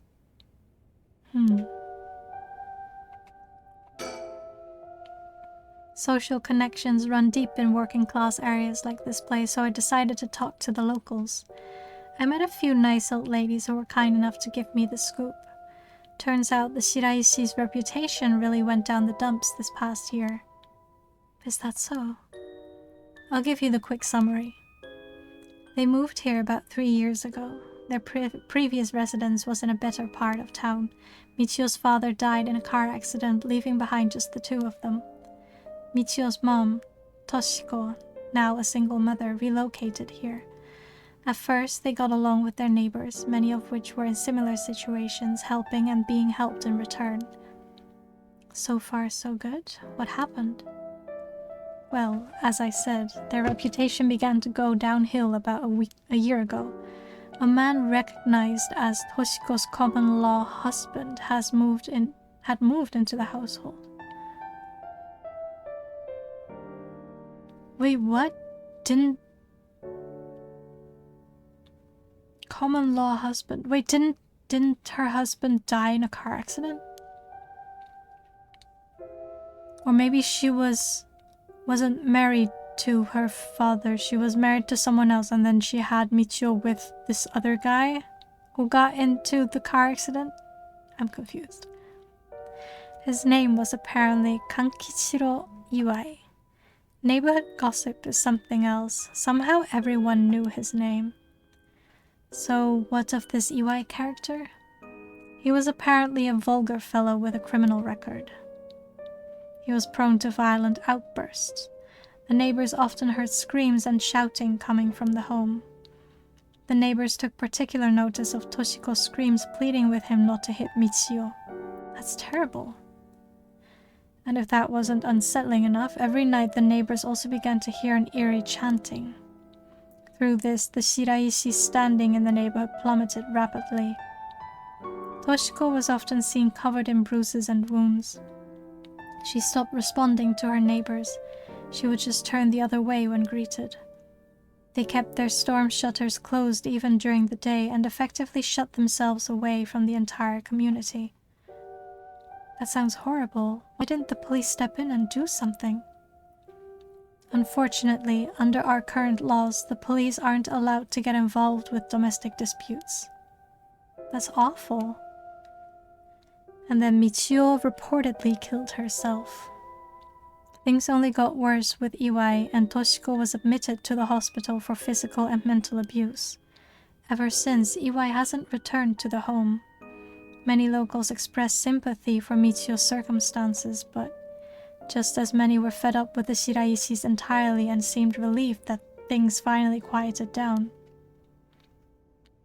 It seems that they were still considered outsiders even after 3 years of living here. I don't understand it. Why would Toshiko have gotten involved with such a brutish good-for-nothing in the first place? I've heard many stories where one's partner's personality does a complete turn after entering a relationship. After her first husband's death, Toshiko's financial situation had also taken a turn for the worst. Okay, wait, so that guy was like her second husband. She was determined to send her daughter to a good high school. It's possible she fell victim to sweet promises. Life can be tough, I suppose. You don't seem moved by the story, ma'am. That's fine. People have all kinds of stories.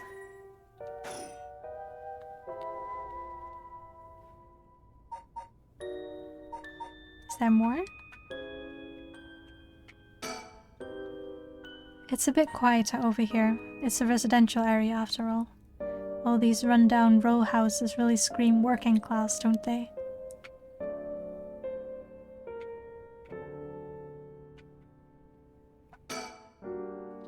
But the Shiraishi certainly hadn't lucked out with theirs, bringing such a violent man into it. Indeed. Is there anything else? Think. The Shiraishis were dealt a tough hand. I can't imagine what it was like. Could it be the girl was forced by her circumstances to take part in the kidnapping? Oh, maybe. Should I go back here?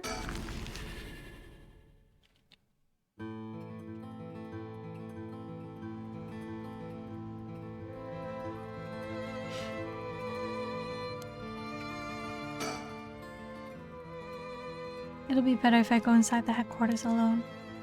Should walk around, visit a cafe or for some tea perhaps. Why can't I, though?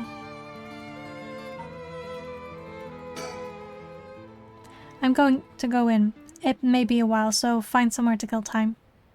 Okay, good luck in there. Oh, I just missed to click on it. I see. Sorry to keep you waiting.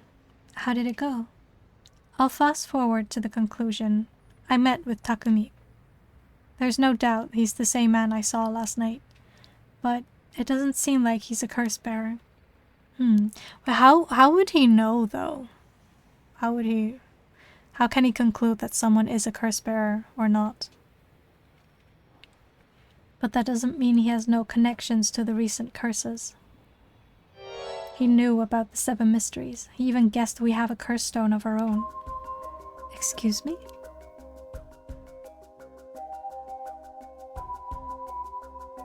I tried to approach Takumi about a fallen item after I ran into him last night, however.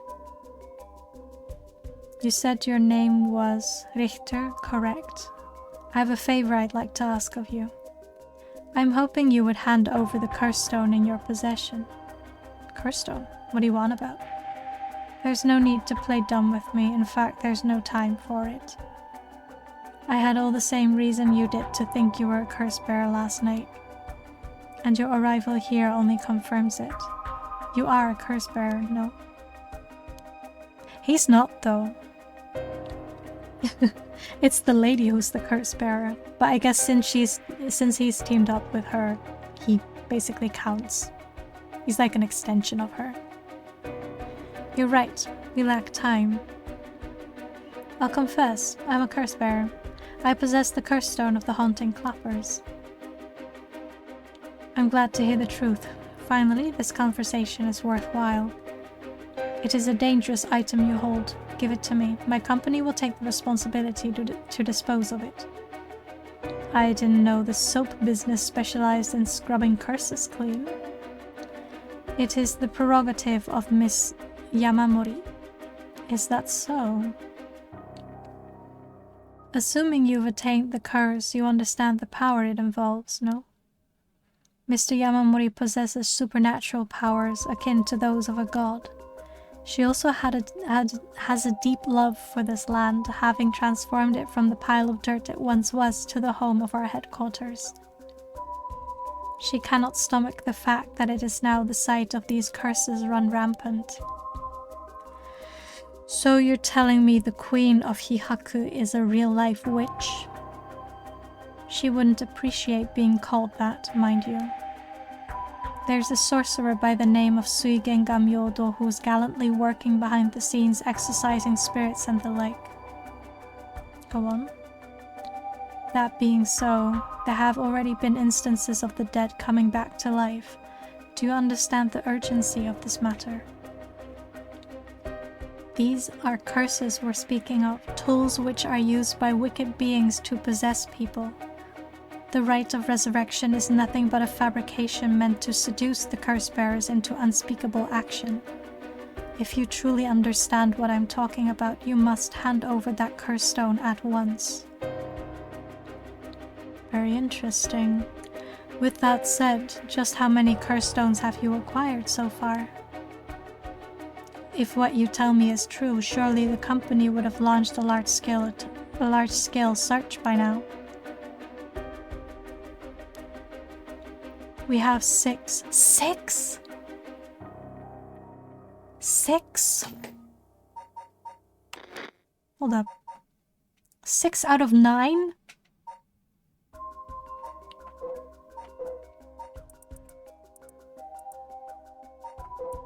Wait, where's the other?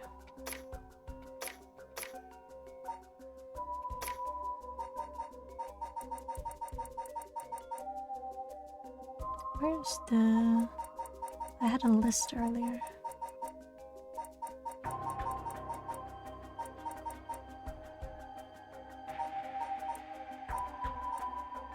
This one. Wait, because 1 is possessed by Haruo and then Tetsuo has 3. So he's lying. We know Tetsuo has 3, Haruo has 1. Yako still has hers. And if we are to believe Nejima, that's 1, 2, 3, 4, 5, 6. 6 accounted for. There's no way that this guy already has 6 in possession. Why is he lying? Why would he lie about that?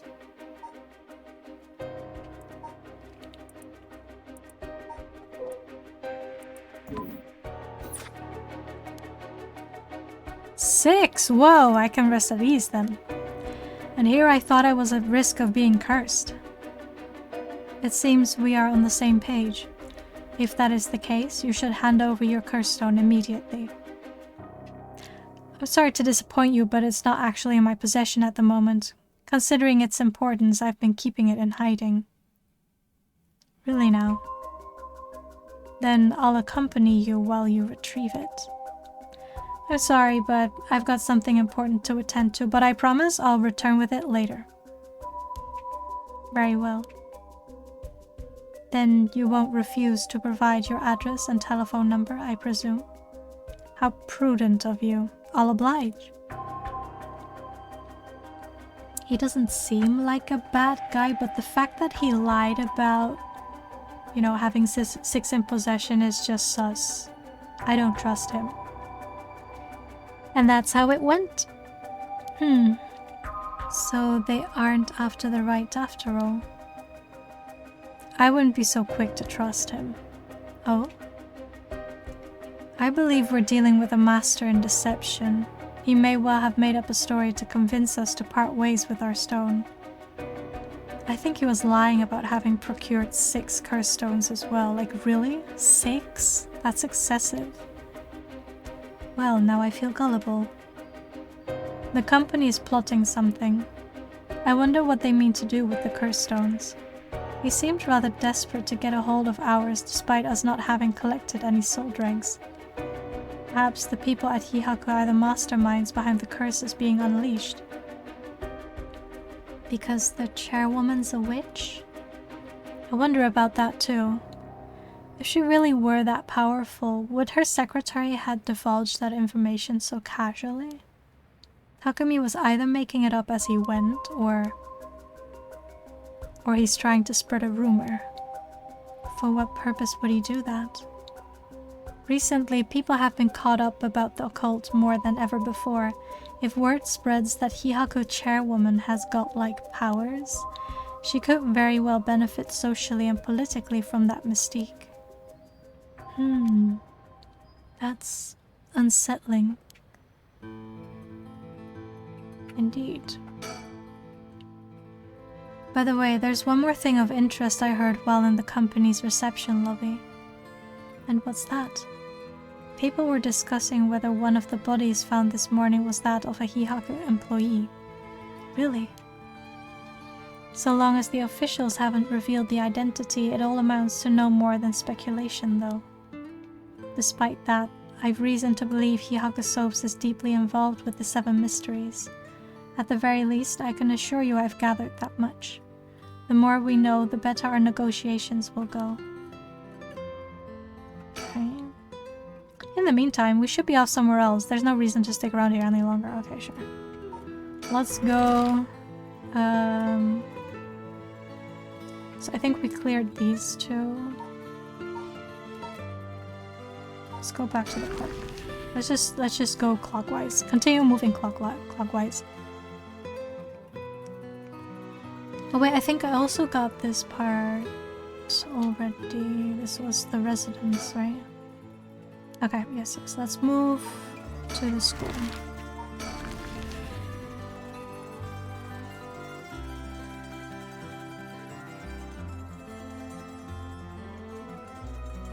This is Kumakata High School. I guess there haven't been any developments. Really? Nothing? It's important that society provides a safe environment for the benefit of our youth. Some school policies could use some rewriting, especially those handling the students' personal information. That's right. I don't want a student being kidnapped on their way back home ever again. I expect criminals to grow more cunning as time passes. There may be times where the authorities can't keep up. That's where outlaws such as myself come in. What's this about? Actually, just forget I said anything.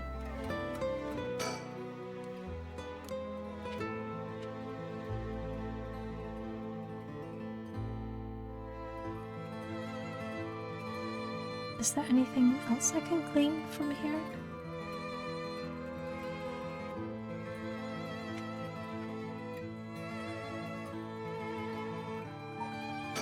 Let me think. They're all dressed up for school. In another world, I might have had the chance to see my son in uniform too. Oh, let's go back. I think I covered everything though. But there must be something else here because I did not get the option yet to suspend this chapter. I doubt anyone's still living there. Oh, so you came here too. What is it? Oh, it's the two policemen. Okay, so this is where we meet up. I should have unlocked the next part from the police POV then. Could you repeat what you know one more time for me, Richter? Ooh, okay, wait, let's continue from there. It's this part. Resume. Here.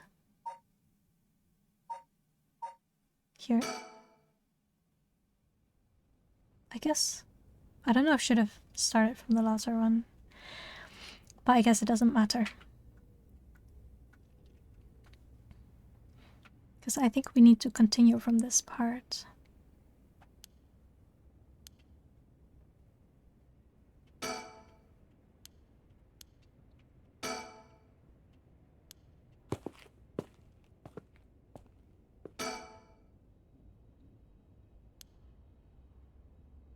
We wait for him to get back, should I think to myself. Oh, he's back.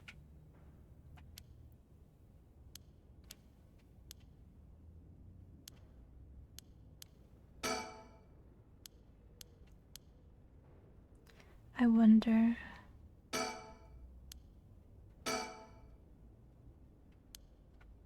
Oh, he says let's try again later. Hold on, can I go back to...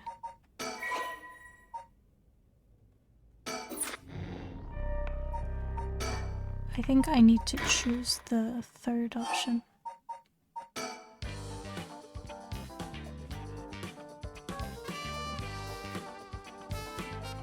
This music reminds me a bit of Persona, which is another game I have yet to finish.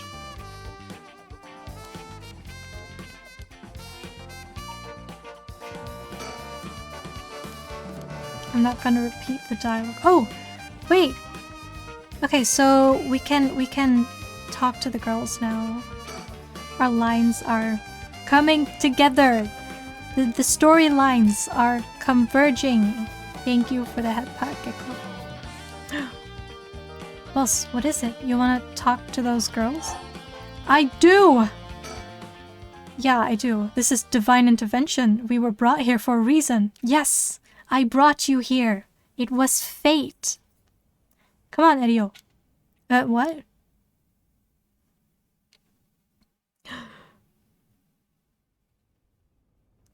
That would be so great if we can have all the people involved, like, look for solutions together, like, have them work together. That would be for the best. Work together rather than, you know, trying to kill each other. Because I think we can be pretty sure of the fact that the rite of resurrection is a trap, that there's no actual, you know, resurrection happening. But then, what does happen when you collect enough soul dregs, I wonder? Hey, aren't you... You must be that high schooler skirting the school... the child labor laws who I've heard so much about. Wait, really? Say that again? Sorry about that. He's with me. Oh, thank you for the hydrate, you man. I need to grab some more water later. I'm running out.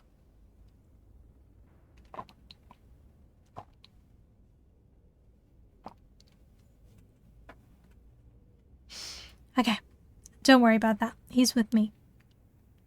Mr. Tsutsumi, if that's how you feel, maybe you should look into improving my working conditions. Oh, she has been working for him? I prefer not to work for free, to be honest. Don't you worry about that. If you help us out, you can have whatever you want. Boss's treat. Wait, really? Thank you so much. I've always wanted to go to a fancy sushi place. Yes, fancy sushi place. Oh my gosh, say that 3 times fast. Oh yeah, I like one of those places in Ginza. I've never been. Let's go. We got ourselves a deal, right, boss? The girls are at our service. Look at him pout. Hold on now. What just happened? I never said sushi? Looking forward to it, boss. Wait, since when were you included? You guys are funny. You should do a stand-up. Anything sussy here? What's that rope all about? It indicates where Jonoichi's body was found. They've moved his body, but this way we still have an idea of how it was found. Yikes, that's a little gross. You can even see how his arms and legs are all... ugh. Cool it, Erio, you're scaring her. This kind of stuff is a little much for a kid. Hey, I'm pretty sure she only asked because you were staring at it so intently. Oh, so now it's my fault. Fine. Forensics is still investigating the area. I didn't really want to bring these kids to a place like this, but there were too many onlookers outside for us to speak comfortably. Besides, it would be good to have Mio look around the scene too. I love how they've just decided to involve high school kids. Let's talk to them. So, how much have you been able to figure out? Well, I know what happened around midnight last night. Someone invoked the Feast of Shadows, which boosts the power of curses, then brought forth the 7 mysteries of Honjo. That allows even those who do not have the power to cast curses to gather soul dregs for the rite of resurrection. At least, that's my hypothesis. Sounds about right so far? As I'm sure you know, there are actually 9 mysteries, not 7. When the Feast of Shadows was cast, the curse stones appeared before those who wanted the rite at the locales of the 7 mysteries. We've managed to gather 3 curse stones so far, including the one I got first, the Evergreen Beach. You got 3 already? Wow. We have the curse stone of the Fool's Procession. Well, Yako, the girl standing behind me, does. That's me, Yako, the girl standing behind Mio. She does? Is she alright? We could take it off your hands. Well, the Feast of Shadows has no effect during the day, and there's still something I want to find out. Alright, I'll leave the Fool's Procession with you two then. Okay, that's good to know. So there's kind of... there's 3 curse stones now that are on the same side, so to speak. Huh? You want to talk to me? You'd probably be better off asking Mio. Sure, fine. Thank you. Please keep collecting the other curse stones. I'll be looking for a way to stop the Feast of Shadows. Okay, got it. That should make things go more smoothly. What about the other curse bearers? Have you run into any of them? Well, last night at school... You were here last night? Yes. You see... Huh. You two were using a spirit board? That's so cool! So that's when you ran into the curse echo? I'm glad you survived the encounter. Somehow, we managed to get away without accidentally setting it off. The curse echo we saw took the shape of a woman missing an arm and a leg. What? A woman missing an arm and a leg? That's let me go through my files real quickly. Woman missing an arm and a leg. It's this one, I think. No, it's not this one. A lady missing an arm and a leg. That's not this one. It's also not this one.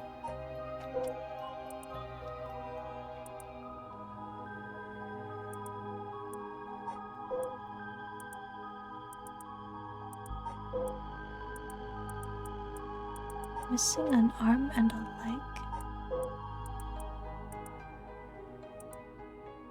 This is just legs. I don't think it's this one.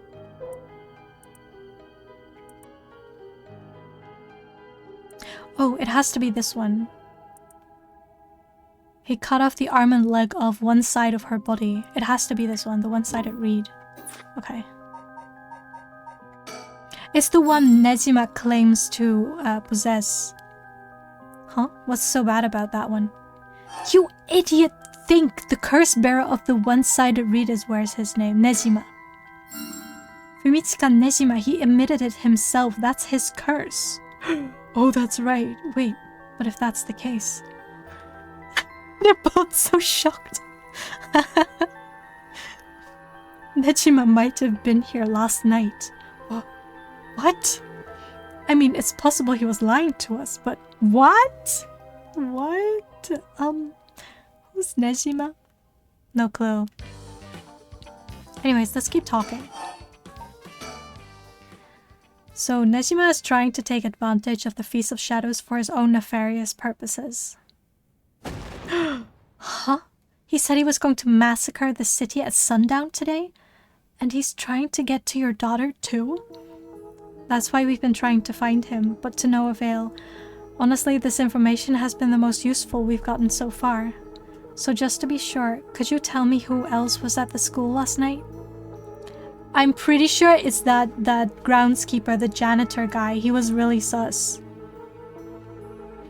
I think that guy was Nejima. Well, as far as we know, there was us, Mr. Jonoichi, and one of our classmates, Hitomi. And don't forget old man Ashimiya. Wait, Hitomi? You mean Hitomi Okuda, second-year student? Well, yes. Why? Boss. So she was here last night. I saw Hitomi earlier, though, and she didn't seem like a curse bearer to me. You did? Did you talk to her? Yes.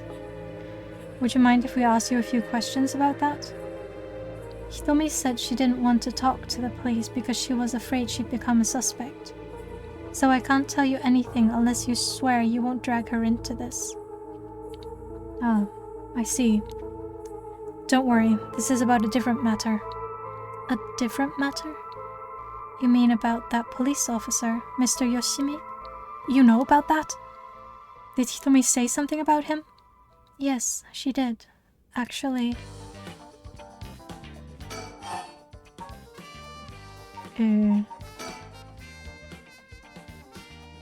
If we're talking about people who were at school last night, there was one more person, though I'm not too clear on the details. There was someone else. Apparently, Hitomi actually saw Mr. Jonoichi getting cursed and killed last night. What? Talk about some vital information. What she said happened was... Michio was the one who killed Mr. Jonoichi? Are you sure it was really Michio that she saw? Well, that's what she told me. I wasn't there. That must mean there was another curse bearer here last night. Jonoichi was killed by a curse, so someone had to have been here, whether it was Michio or not. Damn, boss, do you think it really could have been Michio's ghost? I mean, based on what we've heard, she does have plenty of reasons to be vengeful. Calm down. Just because the paranormal exists doesn't mean it's just anything is possible. It's still possible that Nejima was behind Jonoichi's death. But what about Hitomi's story?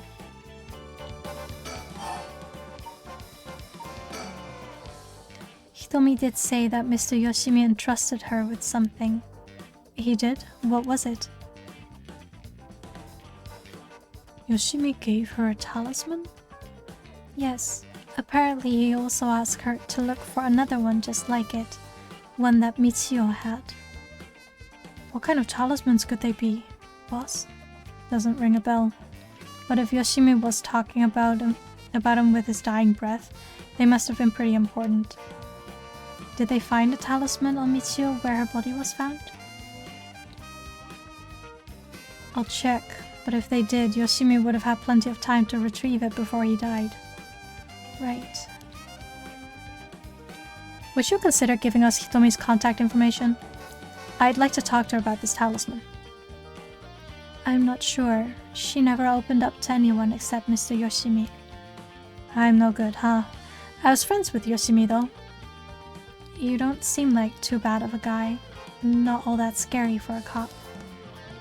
But I doubt that'll be enough for her. She really doesn't want to end up becoming a suspect. To be honest, she was even a bit wary of us. Well then... Do you think she'd talk to Yoshimi's fiancé? Haven't they met before? Oh, they have. She told us about that. Yes, she might be willing to talk to her. Alright, then we better find her fast. You haven't been able to reach her? That's a little worrying. Mayu Chozawa. We'll let you know as soon as we manage to contact her. Okay, I'd be willing to give Hitomi's contact information to her. Oh right, one more thing. Hitomi told me that Mr. Yoshimi gave her instructions in the event that something happened to him. He told her to give the talisman to Mr. Nakagoshi from the police headquarters. What, so it was a Nakagoshi case? Why would Yoshimi tell her that? Could you check on that? I will, but... well, I don't know if they'll pick up when I call. Is he with the Paranormal Affairs Bureau? Well, yes. Nakagoshi's the chief, but he's almost never in, so I don't really know the guy. To be honest, I'm not even sure if he exists or if he's just a figurehead. I've never spoken to him myself. All of Paranormal Affairs cases are referred to as Nakagoshi cases. Jeez, what's up with that? Interesting. That amulet Hitomi was looking for may be the missing puzzle piece to this mystery. Okay. I'm pretty sure it was the janitor.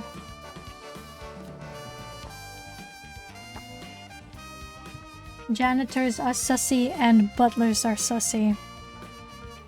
It's always the butler and the janitor. About this janitor, Ashimiya, was it? How old is he? Do you know how long he's worked here? Huh? Why are you so interested in him all of a sudden? I only just transferred to this school though, so I have no idea. He's around 50 years old. He came to our school about half a year ago. No one knows what he did before, so there are all kinds of rumors about him. I see. Thanks. I think I'm starting to get a better picture of all this. Huh? Listen up. It's not uncommon for former prisoners to find work under an alias after their release. The notoriety attached to their former name can get in the way of proper rehabilitation, you see. What do you... No way. Erio, have the officers apprehend the janitor. He worked the night shift, so he might still be in the overnight room. Yes, right away.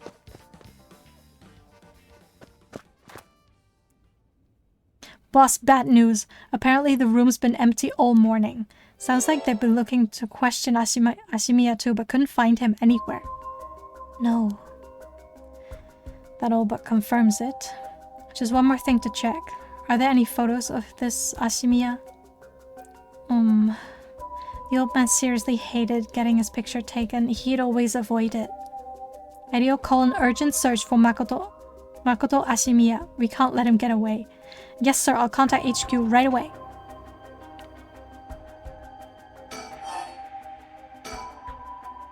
Oh my, I didn't expect this at all. Yeah, how could that old man have been some horrible criminal mastermind? I can't believe it. And a curse bearer on top of that. To think he was so close to us this whole time. Wait, I missed it. Ugh, gives me chills. A guy like that really shouldn't have been allowed to work at a high school. Let's hope it isn't already too late. Oh, I may have shown Ashimiya my curse stone last night. What? I don't like this one bit. Nejima did say he wasn't specifically targeting curse bearers, but I'm glad nothing happened to you. Wait, but then could it have been old man Ashimiya who attacked you in the hallway? I almost told him that you were still in the building too. What? You did? Yikes, good thing I didn't say anything. You might have gotten really lucky there, kid. There is a timeline where I did say it, and these two girls both ended up dead. Oopsie. To put a stop to the Feast of Shadows, it would help if I knew more about how the curses of these 7 mysteries first came about. In that case, you're probably best off talking to that crabby researcher guy. You mean Mr. Araishi? I would very much like to talk to him. Ah, right, he's a teacher here too, isn't he? You wouldn't know him already. He might be more inclined to talk if it's one of his students doing the asking. Do you know where he is? I do. We tried to talk to him, but he refused to cooperate. But you two should give it a try. He's at his usual cafe, working on his papers. The cafe? Oh, Kurokikyo Cafe in Kamezawa? Thanks. We'll head over there now. School rules say we're not allowed to go to cafes, though. Don't worry about it. I'll allow it. Thank you. Oh, that's all it takes. That easy. This is too much. I hope they find him soon. Come on, long arm of the law, help us. There must be a mastermind behind everything, someone who orchestrated all this for a reason. I want to find out why. Okay. I guess... This is one hell of a coincidence, huh? That this random girl you know is already involved with the case. Indeed.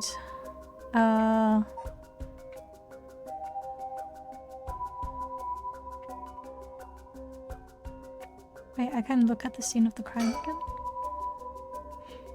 Alright, that's enough. Mio, what do you think? I knew it the second I looked at the scene. You're right. Traces of a curse still linger here. I figured as much. Does that mean Jonuichi was killed by one of the curses of the 7 mysteries? Yes. A strong curse like that always leaves behind a trace. Wow, Mio, you're so calm. Are you used to this kind of thing? I wouldn't say I'm used to it. It just comes with experience, I guess. No, I've heard some stories about you. Didn't you investigate a gruesome scene where someone had been killed by a paranormal attack without even breaking a sweat? Stop it, Mr. Tsutsumi. She's going to get the wrong idea. Wow, that's amazing! Mio, you're a professional. You think?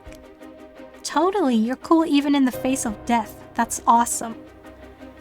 When you put it like that, I'm not sure how awesome it is. So a curse was used here, which means the curse bearer must have been on the scene too. Okay, I think I got everything.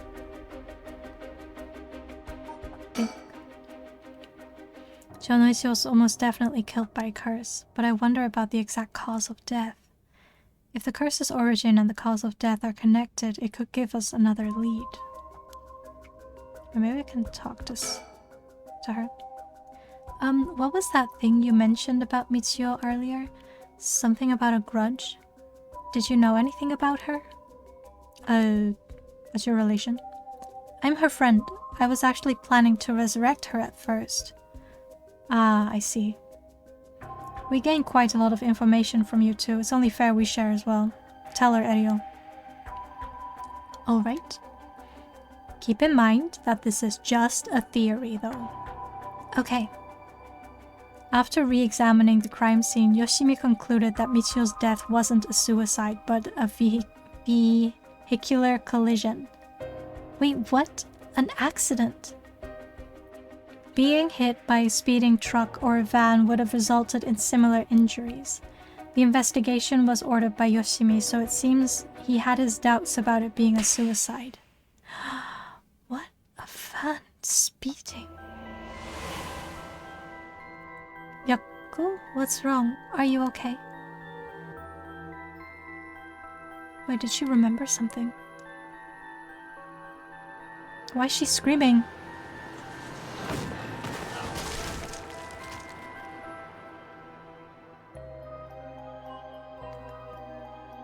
A van. There's a young man. Wait, what? Wait, what? There's a young man in the driver's seat and the passenger seat of a woman? Yako! Huh? Yes. Wait, was I... Are you back now? How do you feel? You're covered in sweat. Yeah, I'm okay, I think. Sorry, I went a little crazy there. It's no problem, as long as you're okay. That was quite the surprise, though.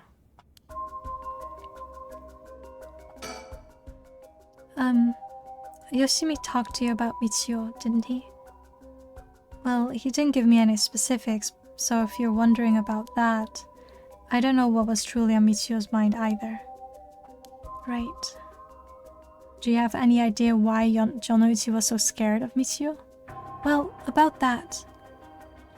I'm not sure exactly how to put this, but...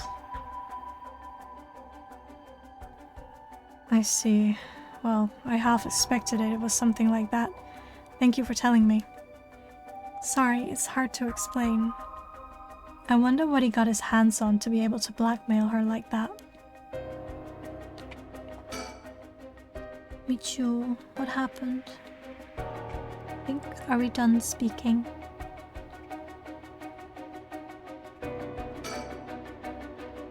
So this is Yako Sakazaki.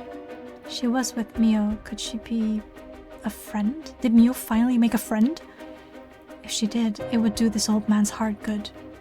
But I better not say that out loud. I don't want to make her look bad. Mio Kurosuzu. She's like a disciple of the Paranormal Affairs chief. I've heard that she helps out with investigations free of charge under the guise of training. Although she's my old boss's protege, she's helped me out plenty when I was in Paranormal Affairs.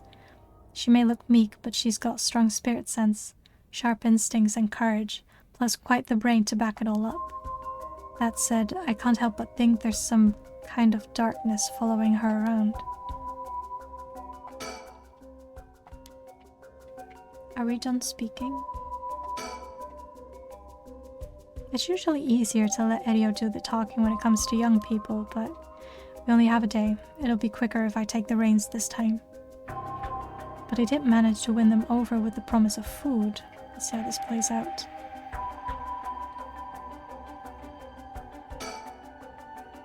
She's certainly well versed in the paranormal, I just can't get over the darkness.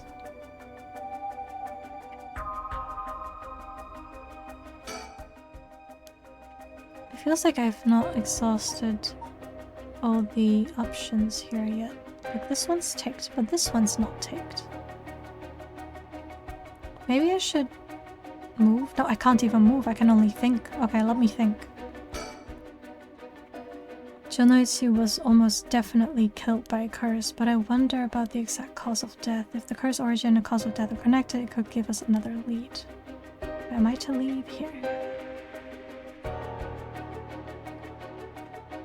like I'm missing something.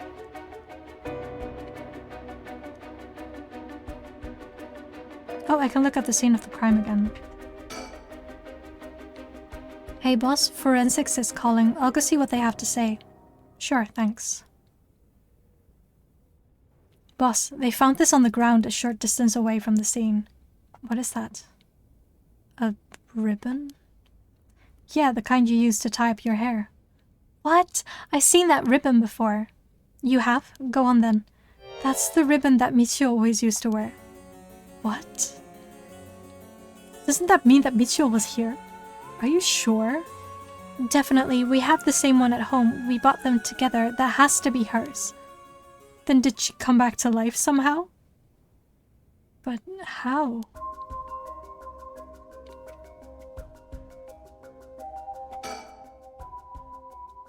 If I was Michio and I came back to life, where would I go? That's the question. She got her revenge on Jonoichi, but she may have more revenge to dish out. Is there anyone else she'd have a grudge against? Well, what about the guy who killed her in the collision? If she really did come back to life, then it's terribly sad that she's spending her new chance at life like this. Wait, could it be that the rite of resurrection's kind of process is reversed? So first someone is revived through these powers and then the curse stones need to be filled with soul dregs? Otherwise something awful will happen? Or maybe the full resurrection will fail? Or maybe I'm just overthinking it.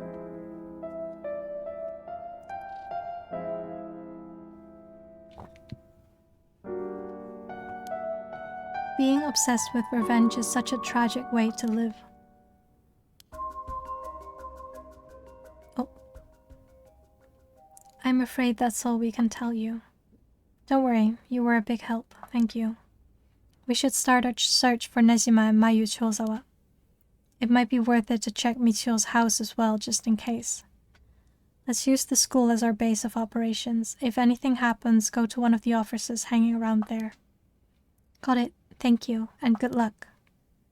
We'll go talk to Mr. Araishi about a way to lift this curse. Alright, boss, so let's get going whenever you're ready. Let's move. Where are we going, though? Oh, okay, that's it.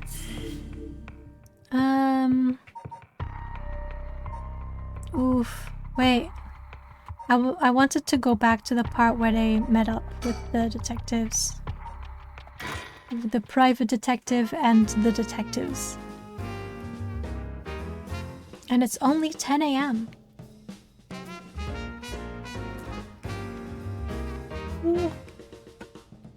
Whoa. Ma'am, allow me to introduce one of our country's most elite detectives. The name's Jin Erio. I'd hardly call myself elite, but either way, it's nice to meet you. This here is the brilliant Chief Inspector Tsutsumi, and yes, he's just as rough and tumble as he looks.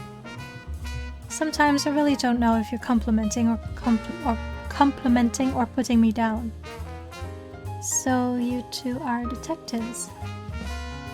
This is my client, Miss Harue Shigima. Her father is a big deal in the police himself, so remember to mind your manners. A big wig named Shigema. Boss, do you know of this guy? Shit, I've heard the name, but you know I don't keep track of who's who in the upper echelons. There's no need to worry. I am my own person after all, and my father has nothing to do with any of this. Oh, did you hear that, boss? Looks like you're getting off easy again this time. Don't make it sound like I'm involved in some shady business. It ain't like that. You both seem rather jovial despite being detectives. How rare. All the police officers I've met have always been so dull. Well, you won't find any dull cops here. We'll round up all your criminals with a smile. That's our motto. Well, lovely. Keep it up. Just hold on one second. This is the first I'm hearing of that. Well, you're right about them not being your typical detectives. Oh boy. Let's observe them first. A young and energetic detective. He seems to have a strong sense of justice. If my son had the chance to grow older, perhaps he would have become an officer just like him. He seems like he's got a lot of experience working in the streets. Most of the officers I know are the bureaucratic desk jockey types. The contrast is rather striking. What brings you here, Richter? Are you on a case? That's right, I'm picking up the police's slack. I trust you remember the kidnapping and murder case from last year? Oh, I remember now. You're that Haruo Shigema from the kidnapping case. Oh, did I miss something? Don't be an idiot. It was the case where Munesada Shigema's grandson was kidnapped. Which must have been your son, ma'am. Indeed, the story was suppressed by the news. In the end, it was considered a huge failure on the police department's part. Most of the investigation was conducted in secret. And unfortunately, the department is unwilling to reopen the case. Any investigation carried out afterwards turned up nothing at all, which is why I'm now on the job. So they never caught the culprit, huh? That's rough. So your findings have brought you to this place then? That's right, an individual connected to the case used to live around here. Used to? That's right. As of last week, they're deceased. We'd hoped to talk to the family. No one was home when I checked last time, so we figured we'd try again. Interesting. It sure doesn't look good on the police to be mishandling cases like these. If there really was a culprit, it should be our responsibility to bring them to justice. Well, I do consider the police my people. So you consider the blame to be shared. You've got a stern side as well, I see. By the way, ma'am, this might be sudden, but there's something I'd like to confirm with you. And that is... do you happen to know anything about the 7 mysteries of Honjo? Sorry, Chief, but that's hardly... With all due respect, investigator, I think... oh my gosh. I think my question was addressed to the lady. If you insist. What do you say, ma'am? Can you tell us anything?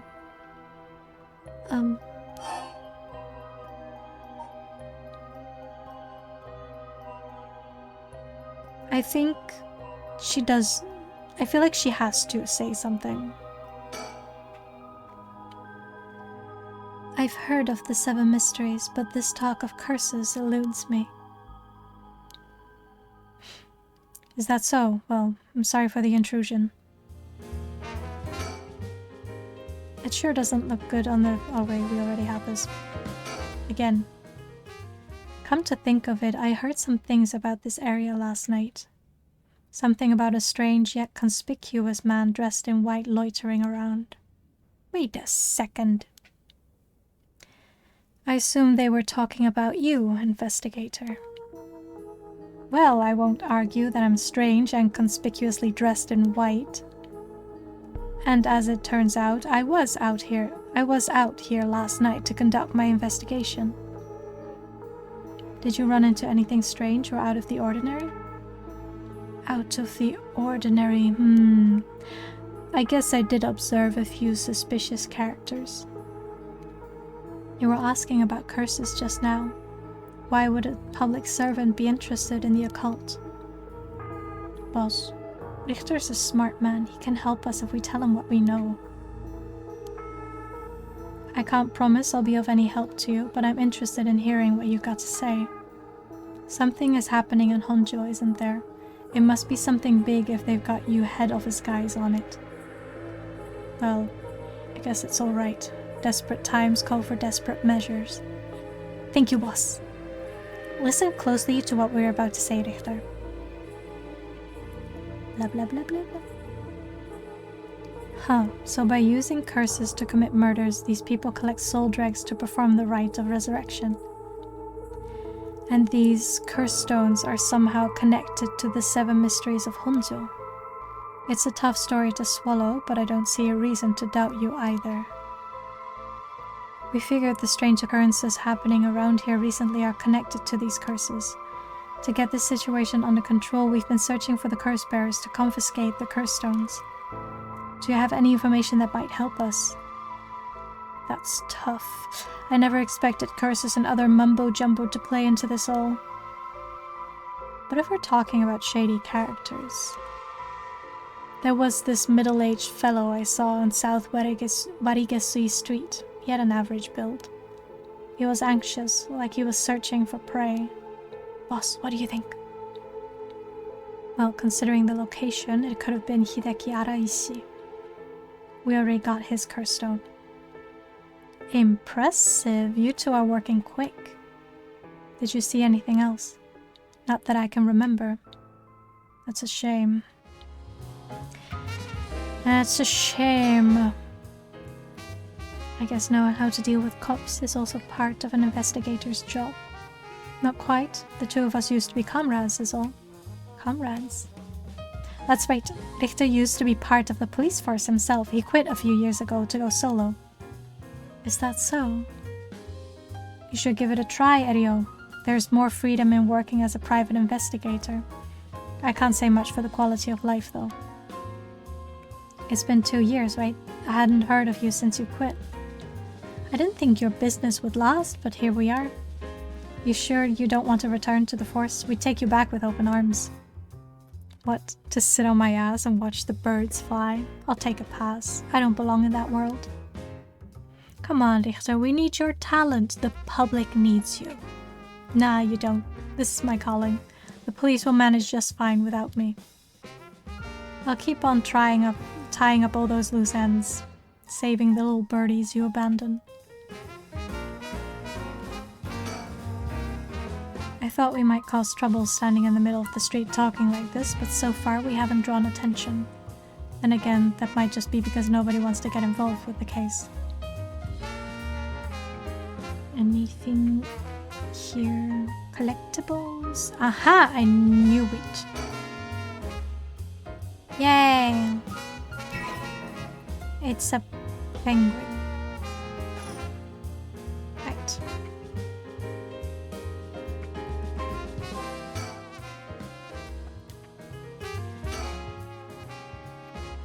If you see any characters who look like they might be carrying a curse stone, it'd be a huge help if you let us know. Absolutely. I'll let you know if I find anything.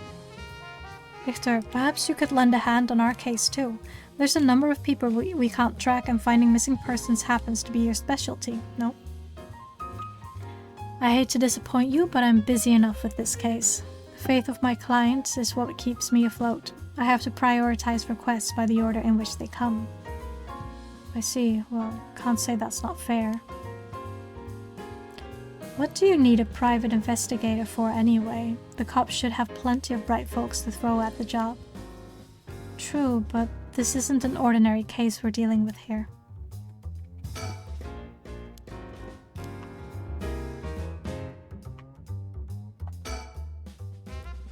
I can't believe you were actually part of the police force once.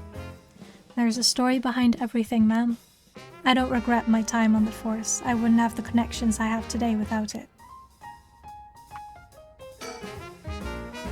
It seems they were acquainted, but also like they haven't talked in a long time. Anything I missed?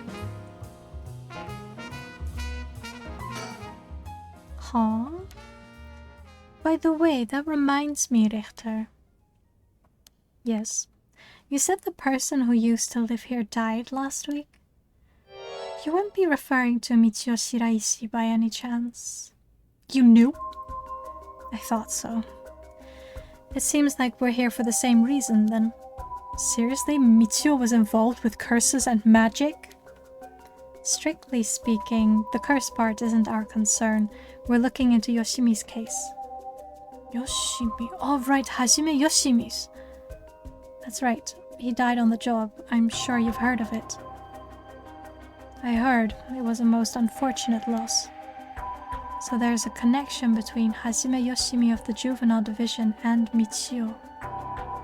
Well, hold on. Let's focus on Michio for a second. You think she had something to do with the kidnapping? Talk about unforeseen developments. Exchanging information should prove mutually beneficial. I'll tell you what I know, but in turn I want the full scoop on your findings concerning Michio. Sure, to tell you the truth. Blah blah blah blah. What? You believe Michio's ghost is the one who killed Mr. Jonoichi? So he wasn't just mumbling nonsense? I mean, we haven't fully confirmed anything yet, but the testimonies we've heard and the evidence we've found point in that direction. Testimony? You mean from those psychic high schoolers? Didn't they also say there was a chance Michio hadn't killed herself? Wait, if that's all true, then...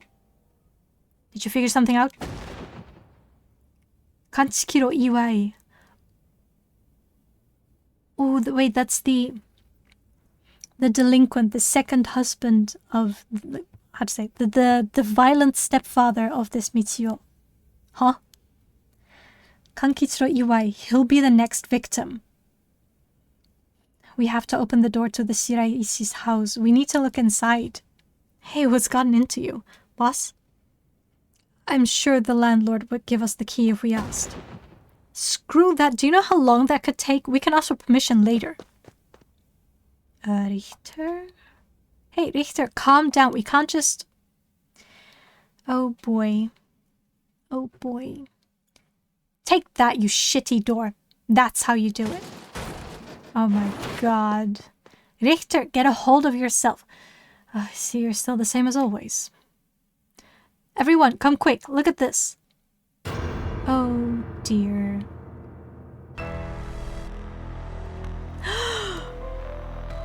Whoa, what's up with this room? Boss, there's a dead body in here.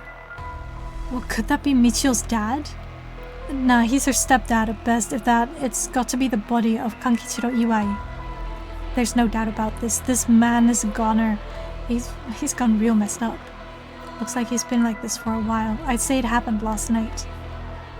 Erio, did you find Jonoichi's body in the same state? Now that you mention it, it looked as though Kohei Jonoichi had died from a number of heavy blows. What are you suggesting, investigator? It was Michio Shiraishi. She's alive. She used the power of the curses to get back at the men who ruined her life. It's ridiculous. You're suggesting she actually revived? It's got to be that. And if she's alive, then...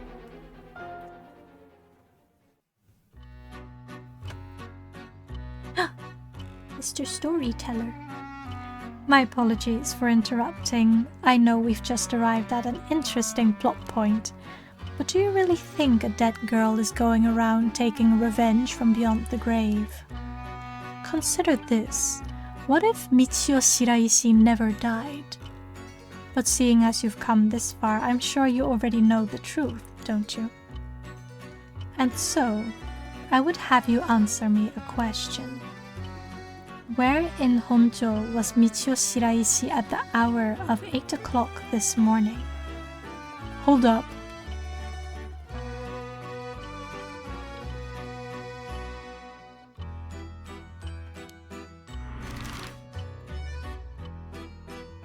I'm not sure I have enough information to answer this question. At 8 this morning, which is... So she would have already killed her stepfather. She would have already killed the teacher.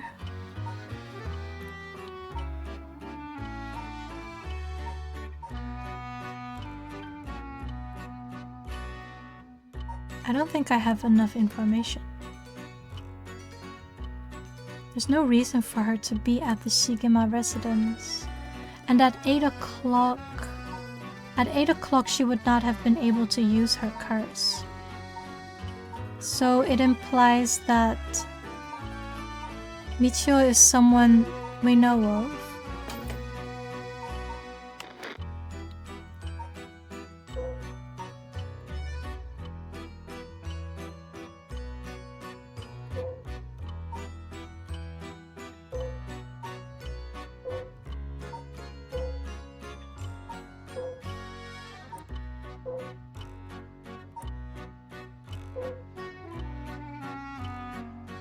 Oh, she is his fiancée that we've yet to meet.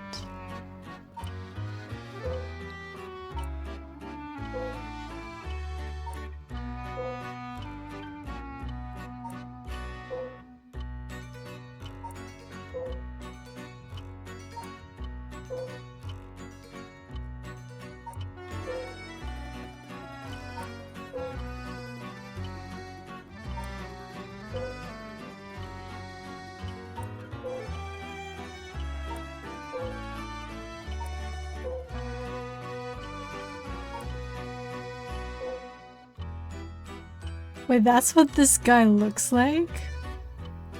What the heck? Wait, how can we imply that this guy is the same as the janitor? Where is he? This one. Same guy? No way. No way. How is this the same person? Wait, not that one. Wait, he also kind of looks alike. The nose is the same.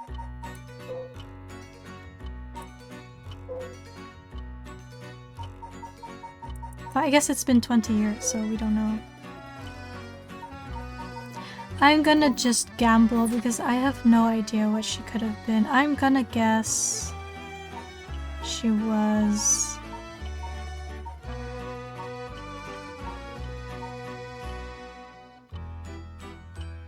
here.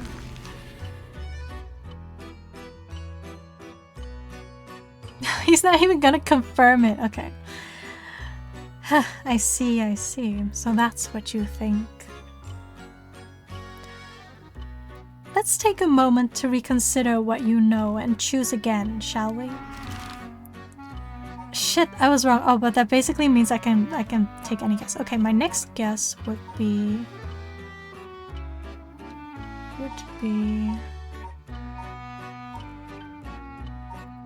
Was she back in the high school this morning? Could it be?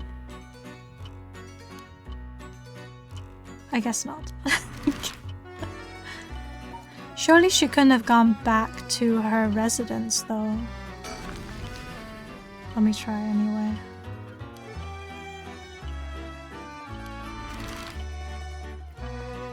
I don't know what I know. So who drowned? This was the drowning.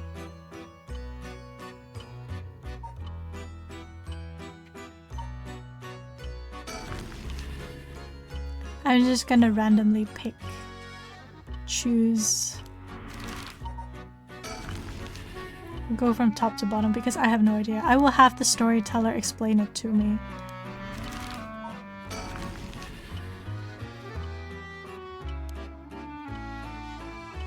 Are there right answers? I hope they're not implying that she was here. That it's Yako. It couldn't possibly have been Yako unless she was somehow possessed or something.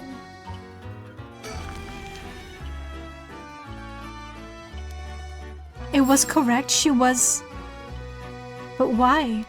I hope I'll get the answer because I'm not sure. Because Mio met up with Yako at 8 AM that morning. But then if Michio was also there, implying that she never died. I'm confused. Anyways. You got it wrong 6 times. Wow, thanks for telling me, Mr. Storyteller. Well, it's a trivial matter. It may have been easier to reach that conclusion had you considered the cause of death. Let's get back to the story then, shall we? I've taken up enough of your time. Wait, did they mention the cause of death here? Where is she? Was it updated?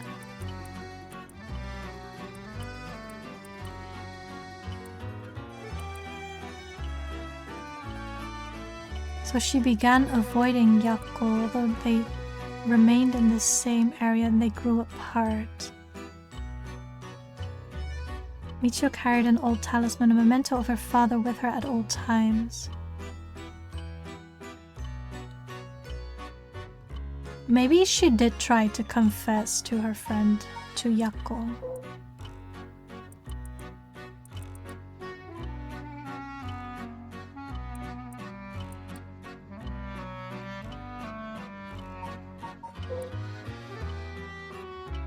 And I can't imagine that. Is this the darkness that was haunting Mio, maybe? Because the detective did mention that Mio had a darkness behind her.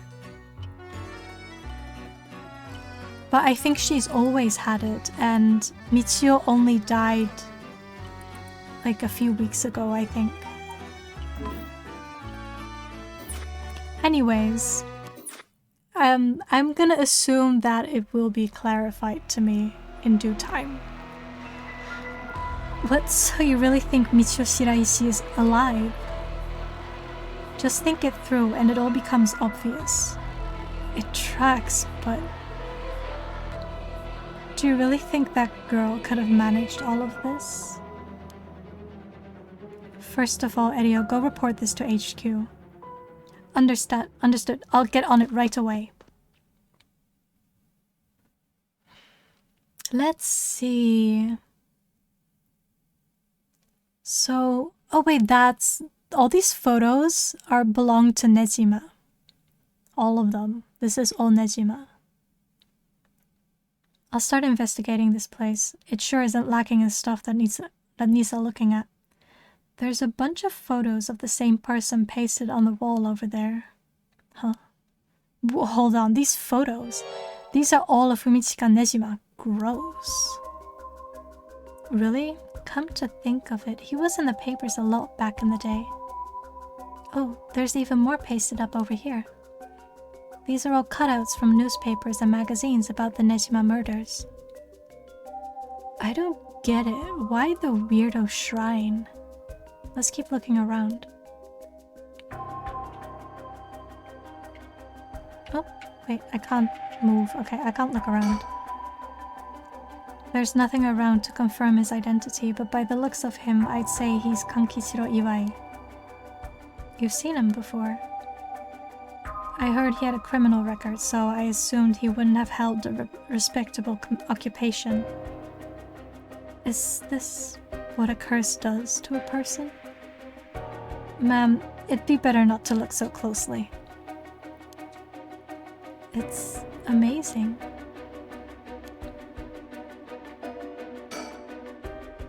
It's off-putting to look at, but I can't help but wonder what in the world this is. The magic runes, they're used in Western black magic rituals. Most of the time they're useless imitations, though I wouldn't get too excited about it. Oh my, who knew the chief inspector was such an expert on the occult? I just chanced upon that information. That girl with the spirit sense we mentioned, she's pretty informed on the subject. Someone was attempting to perform Western black magic in this place. Pretty absurd if you ask me. Of course, the person in question was dead serious about it all. Dead serious? Haha, get it? Cause he died? I assume it was this person who was... Okay, so either this person was attempting a ritual or this person somehow became a sacrifice in this ritual.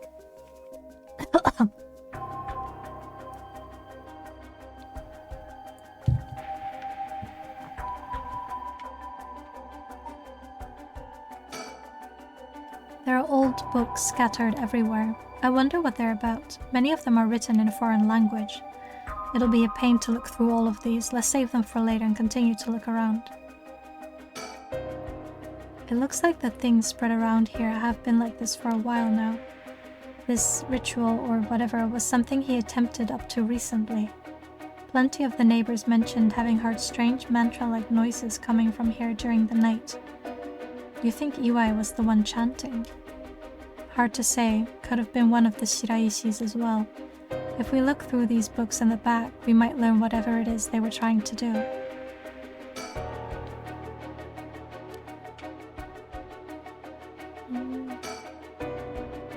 It's the same man in every picture. Is that Fumitsuka Nejima?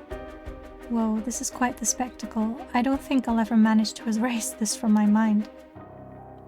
Don't worry, Richter. You're quite the spectacle yourself. Do you mean to compare me with the likes of a bizarre criminal? Look at these pictures of Fumitsuka Nejima cut out from newspapers and magazines. Whoever put these up was obsessed. I wonder what their intent was. You think the Shiraishis are somehow connected to Nejima's case? Perhaps they did this as to not forget a grudge or something. It's crazy to think Nejima might be involved in all this too. Do you think he might have anything to do with the body here? Maybe. The man's already out on parole. He's a curse bearer with a cursed stone now. He announced that from sundown today he'll be going on a killing spree. Oh dear. There's an emergency search underway as we speak, but no one's yet managed to get a hold of the bastard. So he hasn't changed his ways. That doesn't bode well. To tell you the truth, the lady here isn't completely unconnected from the Nejima murders either. You don't say? That's right. We talked about it last night. 20 years ago, I found the hand in Sumida River that brought the incident to light. You don't say you were the kid from back then? You are really brave. You did a great deed. Were you the detective I spoke with? I had no idea. So you two have met before, fancy that? I've been worried about that Fumitsuka Nejima might bear resentment towards you, ma'am. You might be right. Unfortunately, that asshole's quite the resentful type. Oh dear.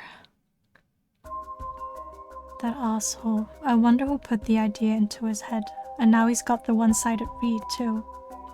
He's threatening to massacre the people of Honjo at sundown. Seriously? On top of that, he's been itching to get revenge on me as well. Of all things, the man's gone and threatened to kill my daughter. Damn, that's quite the threat. Certainly you can't afford to stay put here. The fucker wants to get us all antsy. When I finally get to arresting him, it'll be with a cool head. Not gonna give him the pleasure, huh? Well, if Iwai and Fumitsuka Nejima have anything to do with each other, then this room might hold a clue to Nejima's location. Let's hope so. This drawer is really old. Chief Inspector, do you mind if I look inside? Huh? I mean, in normal cases, only the police would be allowed to touch things, right? Right. Erio isn't here, so let me take a look at it. There's just clothes in here. Not much variety either. Can't say they were big spenders. Well, I was hoping to find a kind of talisman here, but I guess we're not so lucky. I see. Thank you anyway.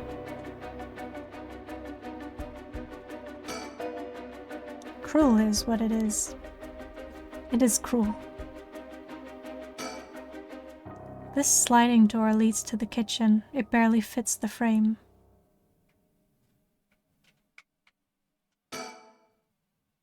The person who put all these photos up must have been obsessed with Nejima. They might have had some relation to Nejima's victims, or perhaps it was the opposite. The opposite? What if it wasn't loathing, but admiration? But then... wait, if it wasn't loathing? With the window and storm shutter closed, no light gets in here at all. It's pitch black. The neighbors mentioned they started to keep the house shut like this not long ago.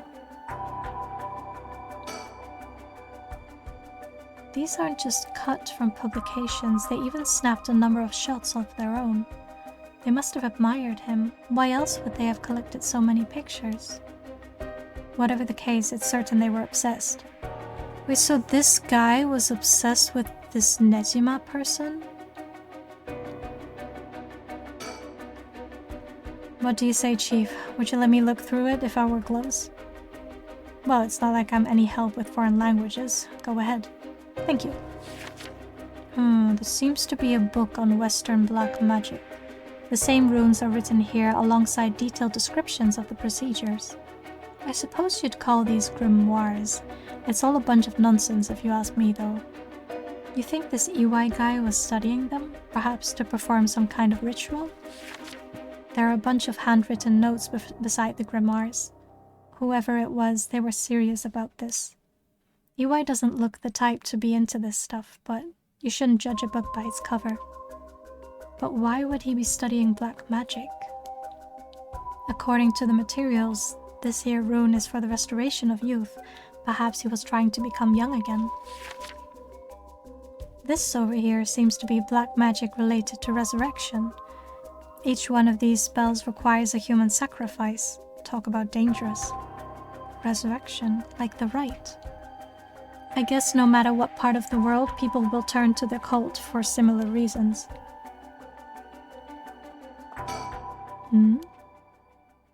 What is it? This looks like a journal. It's probably EY's.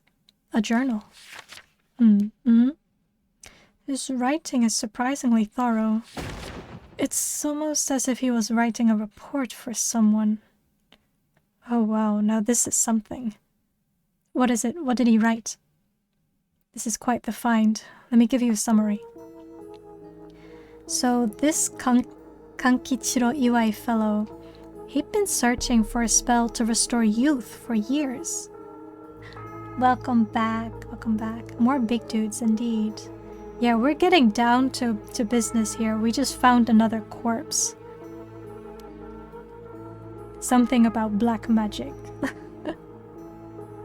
Wait, why are you in a bad mood? What happened? So he was into black magic from the start. He believed if he could learn to successfully perform the spell, then he could then use it to earn a fortune. Okay, fair enough. I get that. Let's go corpse party. I'm a corpse also. Oh my gosh, I guess we're all dead here. To tell you the truth, it seems he was already getting funded after he acquired this grimoire. You don't say. This is starting to sound kind of familiar. But first, let's find out how he got his hands on this grimoire. It seems that Nejima told him where he could obtain the book when they were both in prison. What? That's nearly too much of a coincidence. Likely not a coincidence. It seems like Iwai took an interest in the Nejima murders after it made the news. He admired him rather passionately. Why would you though? That is crazy. You might even say he worshipped the man. Worship? Nejima of all people. This was a time when students were itching to rebel. Anyone who did something to shake the world was bound to gather admirers. Iwai had been collecting these photos ever since that time, and since he just so happened to land in prison at the same time as Nejima, he made sure to get in contact. This is a lot. I mean, even having it laid out like this, the thought of Nejima being involved with these grimoires is staggering. I don't think we ever had anything pointing to that. What's the connection? To be honest, it's a shock to me too. For years we've been scratching our heads over the motives behind the Nejima murders. Yep, it's been a mystery to us all from the very start. Well, now wait just a minute. Do you think... I guess the murders were part of some crazy dark magic ritual? No way, are you saying... That's right. The murders might have been for a ritual. He was attempting to perform black magic. The instructions written down for the sacrificial offering match up exactly with the acts carried out by Nejima. You've got to be kidding me. So that sadistic crap he was doing was all for black magic? That was 20 years ago. So what did he attempt 20 years ago? And it's something he's likely trying to attempt again today. That's what the evidence suggests. However, Nejima tried to do some type of resurrection ritual, but Iwai had different motives. Hi there, Ramen. Happy Sunday. Oh my gosh, we are diving into black magic today, apparently. Chief Inspector, you might think this is all the stuff of fantasy, but that doesn't refute that Nezima and Iwai were both acting in earnest. This is batshit insane. You're telling me that Nadja did all this for some hokey-pokey resurrection? Shit, resurrection. That means there must have been someone Nezima wanted to bring back to life. Damn, that's it! What is it? Who? Wait, I'm behind. My brain is so slow. That has to be it. Fucking hell, it all makes sense now. What is it? Enlighten me. So, about the Nezima murders. There's some information that's been kept from the public. Go on. When we broke into his house and arrested him, we also found a baby. A baby. It was a girl, looked to be about 6 months old, but she was covered in filth. She looked so weak and sickly. We called the medics right away. If we were a second later, I'm sure the girl would have died. So was Nezima the father? He told us he'd found her under a bridge. Found her? She was abandoned? I've heard of parents threatening to leave their child under a bridge as a threat, but to think it really happens. I suppose there are those cases with the dead newborns found stuffed in coin lockers, so it's not without precedent. Whatever the case, we never found out the truth. But there's one rumor from back then that I could never get out of my mind. And it's starting to sound more likely now. Well, I'm sure this isn't the first time you've heard of it. Many believe Nezima's guilty of more crimes than what got him convicted. Back then, a lot of girls went missing. Yeah, I remember all of that. Among the high school girls that might have been murdered, or maybe I should say sacrificed, was a girl who was pregnant. Goodness, that's horrific. He killed her and dismembered her body. And we thought maybe the baby we found is what he pulled out from inside of her. Don't misunderstand me, this is all speculation on top of more speculation here. But I, for one, never believed that man would just take in a baby he found under a bridge. I'm feeling sick. Stay strong, ma'am. I know this is hard to hear. Like I said, I don't take that to be the full truth. We were running on speculation back then. Now that this whole resurrection magic has come into play, we should consider the possibility it was his child, and that maybe he was trying to revive whoever the mother might have been. It's just a theory, but my life would be a tad easier if it were true. That's an interesting thought. If there's anyone Nezima will want to resurrect, a deceased wife is as good as any. The fact that he obtained the curse stone suggests he had an interest in the rite of resurrection. Damn, you're right. And here I was thinking that he was only after the curse's power to massacre. Chief Inspector? Yeah. What happened to the child? Without a birth registration on file, best we could do was to find the girl some suitable foster parents. It was decided to keep the circumstances secret for the sake of the child's future. Well, I'm glad she was taken care of. She would be 20 years old now. Wait, is there anything else I can look at? Old books. I don't mean to derail the conversation, but there's still more written in Iwai's journal. We know Iwai had managed to obtain the grimoire thanks to the advice he got from his idol Nezima while in prison. After conducting research and gathering more information, he determined he had a chance to get rich quick. Right, he thought he could make some money if he could successfully use rejuvenation magic. Correct.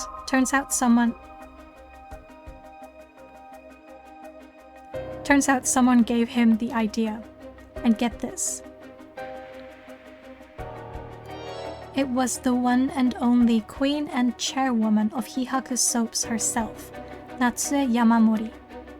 Wait, the chairwoman of Hihaku Soaps? So that's where this leads.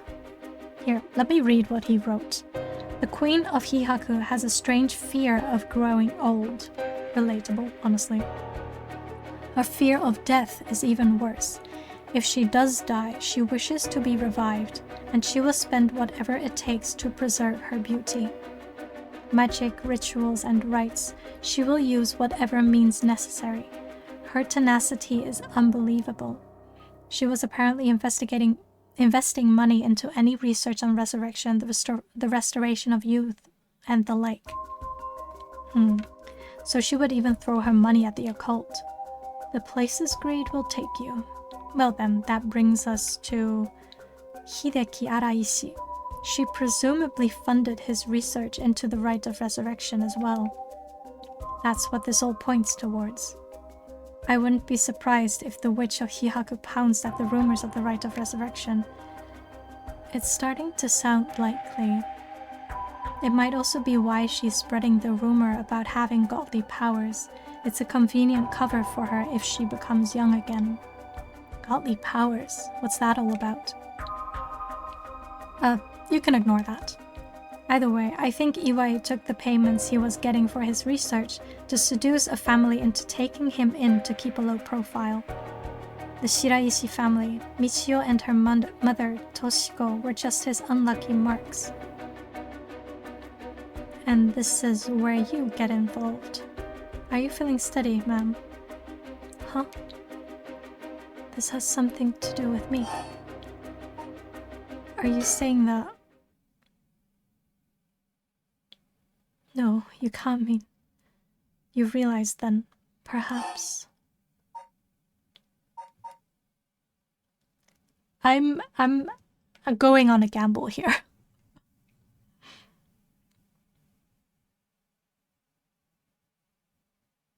Because it's related to the kidnapping of her son. So it's possible that because Michio was seen with the child, allegedly, prior to his kidnapping.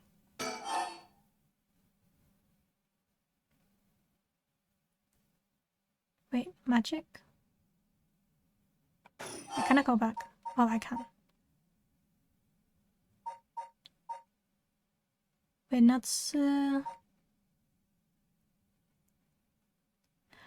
Oh.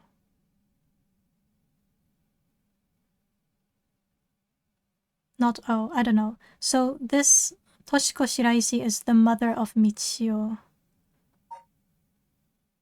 So Michio... Wait, is she 20? She's a high schooler though. I thought it was... I'm gonna...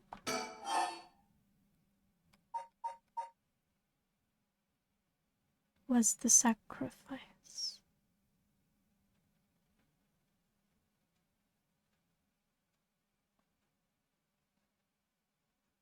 Does that make sense? Someone's child was the sacrifice.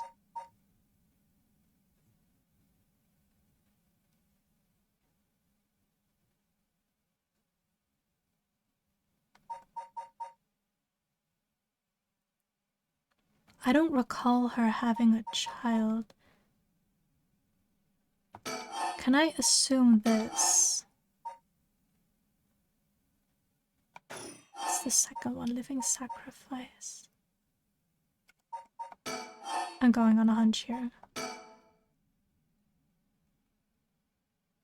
I'm probably completely wrong.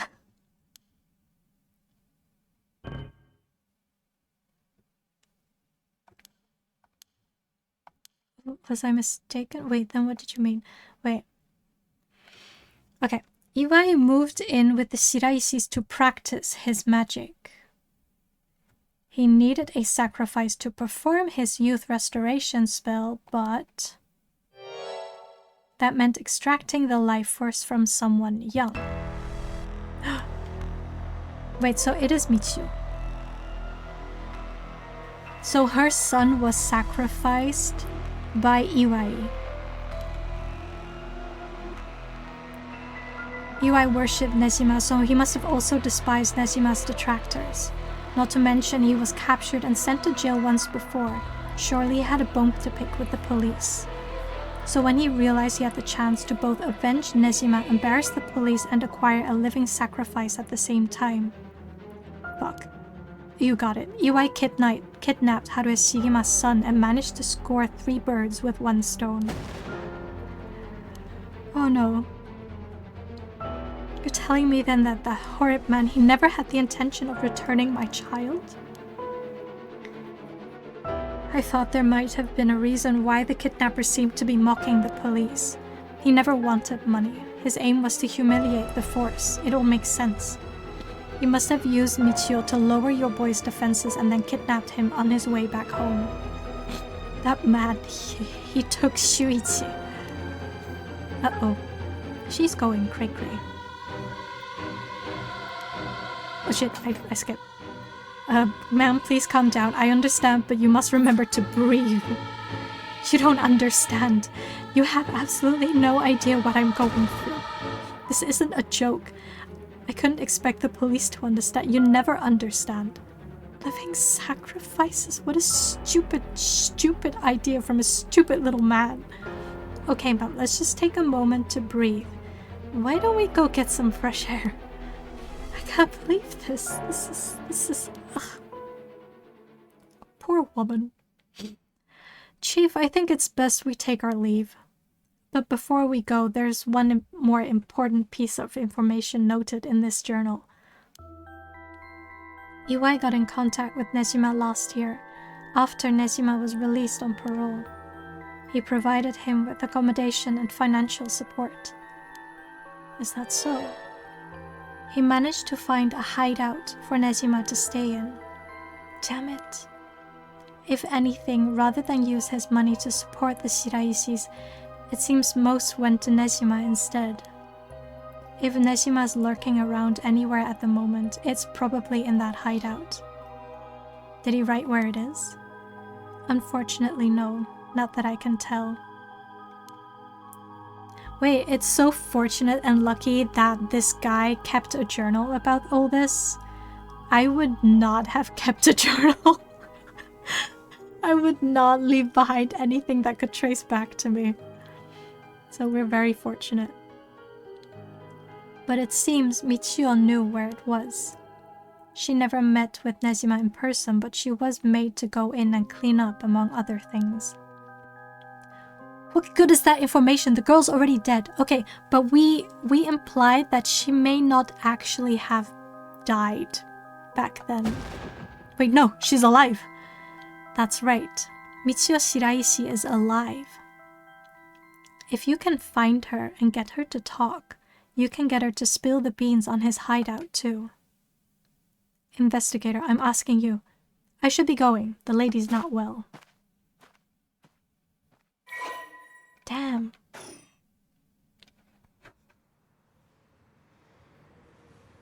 Oh right, I forgot that we're following this, her point of view.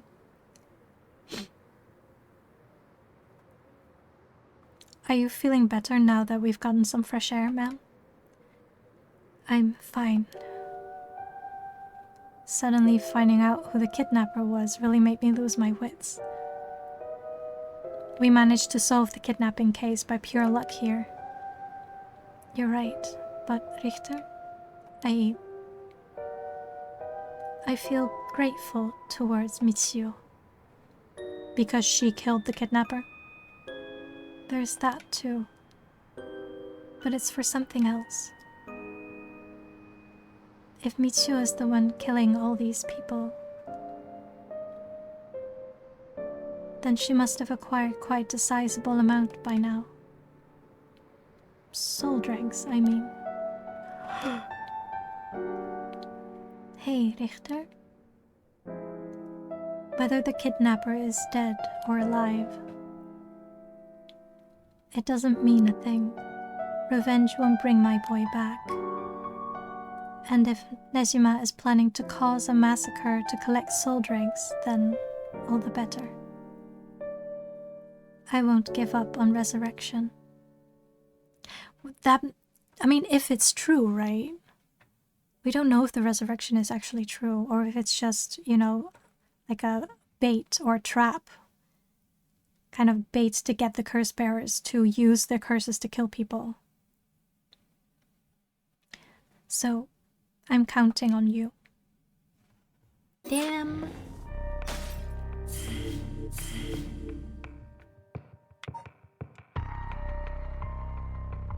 I want to continue this line, but I feel like I'm gonna hit a dead end. So I will go back to the schoolgirls to confront this weird guy. Let's go.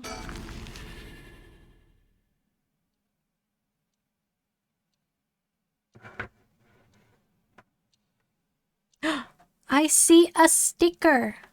I'm gonna grab a sticker and then I'm quickly gonna take a pee break. No, wait, I'll be right back. I will take a quick break.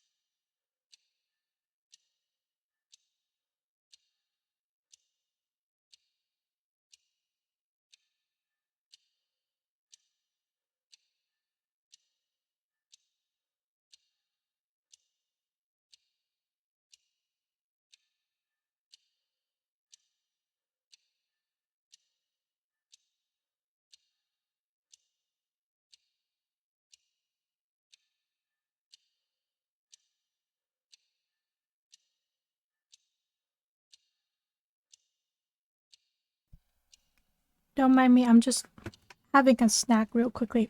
I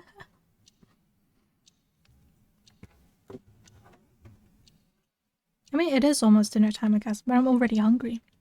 After all that narrating, after all that thinking. You know, normally you'd be breaking school rules just by stepping foot in a cafe. Also, that's a weird rule. I wonder if that's, like, true. That, like, high school students are not allowed to go to a cafe. Which is a very strange rule to me. I'll be in hot water if you lied about having permission from the police, remember that. We know. It'll be okay. So, what did you want to ask me? I'm gonna find the sticker. There we go. Oh my god, they're so cute.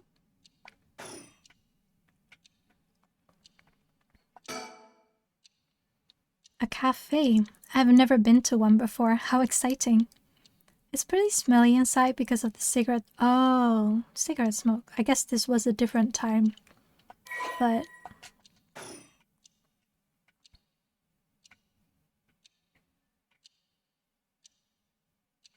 why are we so zoomed in? Anyways, let's chat. Yako, if you would. Right, we wanted to ask you about this. Oh my, a curse stone. An okame mask, that must mean the Fool's Procession. You two were at the school last night? Damn, they're of all places. Yako, you're one of them? You're a curse bearer. Please calm down, Mr. Araishi. Your reaction is too intense, it's kind of scaring me. Sorry about that. I'm afraid I got ahead of myself. What is it you wanted to know about your curse stone? What would be the best way to approach this? I guess to...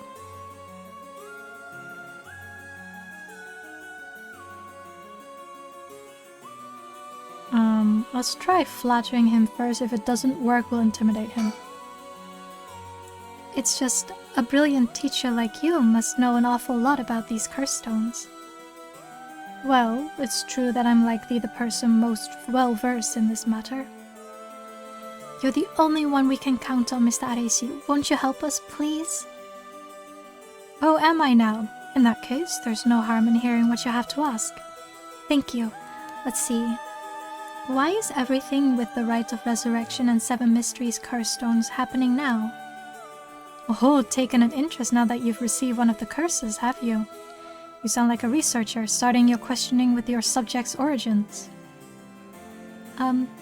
Araishi, you're not the one who triggered the curse, are you? Nope, I'm afraid I had nothing to do with that. Rather, I wasn't even attempting to do so in the first place. Completing the rite itself has nothing to do with my research.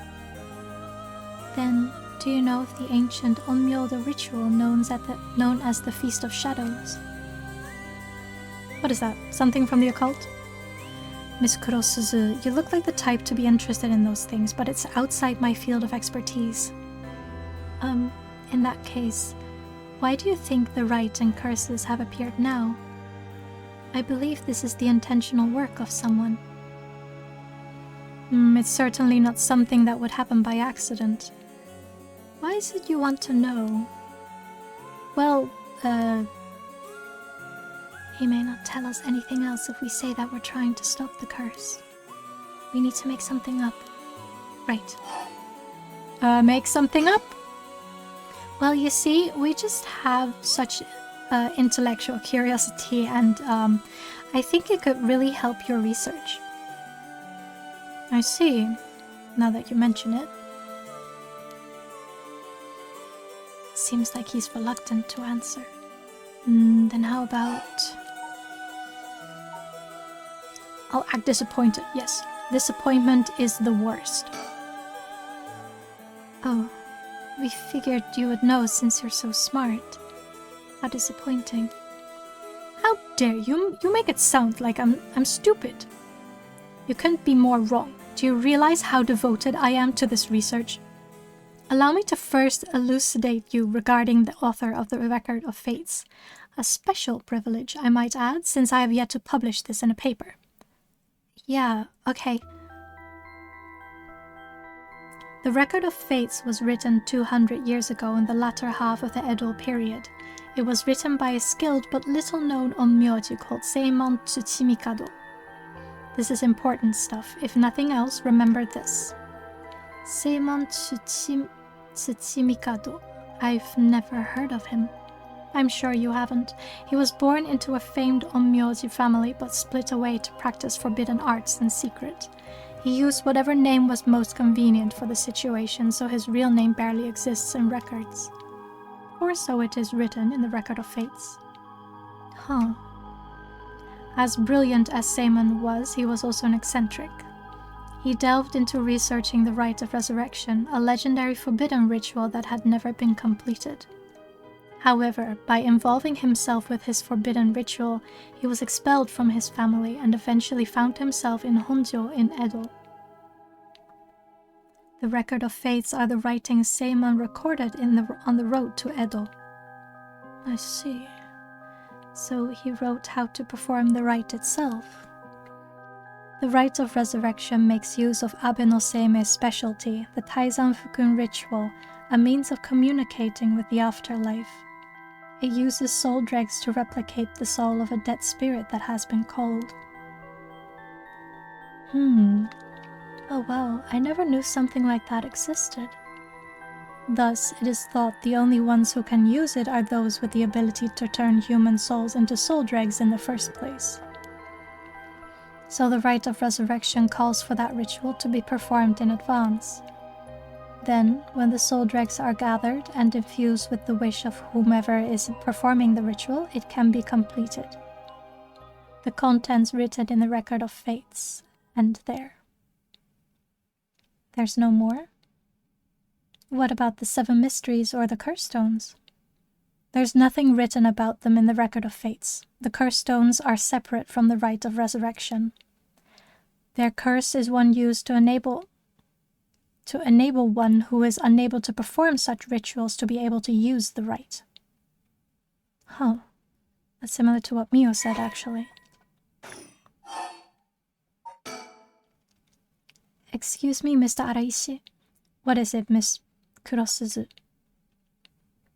You published a theory before the incident took place. It said that the Rite of Resurrection and origin of the 7 mysteries of Honjo are related somehow. What proof did you have of that? You actually know your stuff, but about that. That was a somewhat sensationalized piece written for occult magazines. Oh, really? It was just nonsense then? Not exactly. Rather, it's not a complete fabrication. There's a basis for it. And that is? Well, I suppose there's no harm in telling a couple of students so passionate about this topic. Thank you. This is something I discovered from referencing numerous texts unrelated to the Record of Fates. It was just after Seimon arrived in Honjo. There are records of a conflict over a ritual used to resurrect the dead in Honjo. A conflict over resurrecting the dead? I don't know the details. A man enticed the public with claims of a spell that could resurrect the dead, causing a conflict that ended tragically with 9 dead. That is the only remaining reference. 9 people fighting over a resurrection ritual. Isn't that exactly what is happening right now? 9 people who carry the curse stones fighting, who can complete the ritual first. I call this tragedy the Honjo incident, and it has long been subject of my research. And I suspect that this Honjo incident might be the very origin of the 7 mysteries of Honjo. So what you're saying is, the resurrection ritual at the root of the Honjo incident is Seimon's Rite of Resurrection. Yes, that is how the Record of Fates ties everything together. To put it in chronological order, first Seimon brought the Rite of Resurrection to Edo. we can assume that by this point Seimon was likely using a different name. Then, in Honjo, 9 people fought to the death over this rite, the Honjo incident. After that, the incident was covered up by an interested party, preventing it from being recorded in history fully. Eventually, it was passed down in incomplete pieces, becoming known as the 7 Mysteries of Honjo. That's more or less the course of events. Huh. So that's how they're connected. And if I'm getting this right, the 7 mysteries were basically required to gather the soul dregs necessary for the rite. And there's more. With this most recent occurrence of the curse, I've become even more confident in my theory. You are? Yes, the reason for it being the resentful memories of the 7 mysteries etched into those who received the curse stones. Resentful memories? Yako, if you really are a curse bearer, then when you obtained your curse stone, you would have had a resentful memory imprinted in your mind. Oh, I did. Exactly. Those memories are what happened in the final moments of the 9 who died in the Honjo incident. Broadly speaking, they involved dying while bearing some kind of deep resentment. The 9 victims became the 9 curse echoes, which over time came to be spoken of as the 7 mysteries, thus gathering the resentful memories granted by the present curses and connecting them together. It will reveal once and for all what happened during the Honjo incident. Huh. That is why you must tell me about the resentful memory of your fool's procession, Yako. Mio, should I? Yeah, I think it's okay. We need all the information we can get. Okay. Okay, Mr. Araishi, I'll tell you about the memory of the fool's procession. Excellent. So basically, it's about a woman who died falling from a Yagura tower at a festival. Interesting. It's not that one then. Not that one? What do you mean? Among the 9 victims at the Honjo incident, that is, say, the 9 curse echoes, one of them is Seimon himself, or so I suspect. Huh? Seimon was one of the victims at the Honjo incident too. Meaning an onmyoji as powerful as him also became a curse echo. Right. It would make sense that the curse stone tied to a curse echo like that would be special. The power of a curse stone is different based on the curse echo? Mio. Then maybe with Seimon's curse echo we could... Yes, we may be able to settle this whole situation. Why do I have the feeling that it's the reed, that it's the one that the serial killer has in hand? This one.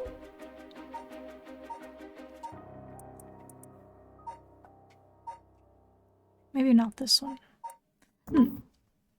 I don't know.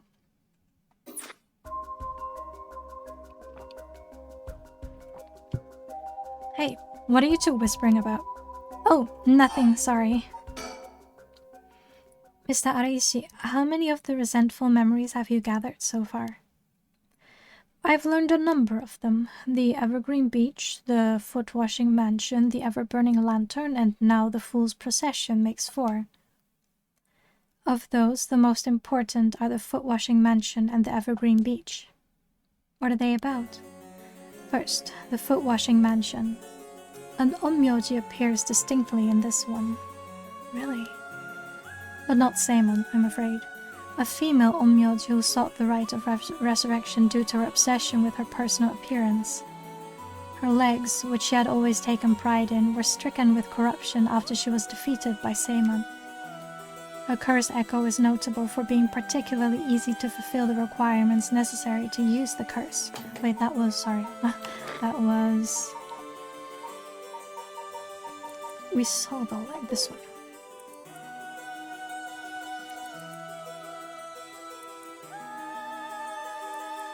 Kills by crushing one who hears the command wash.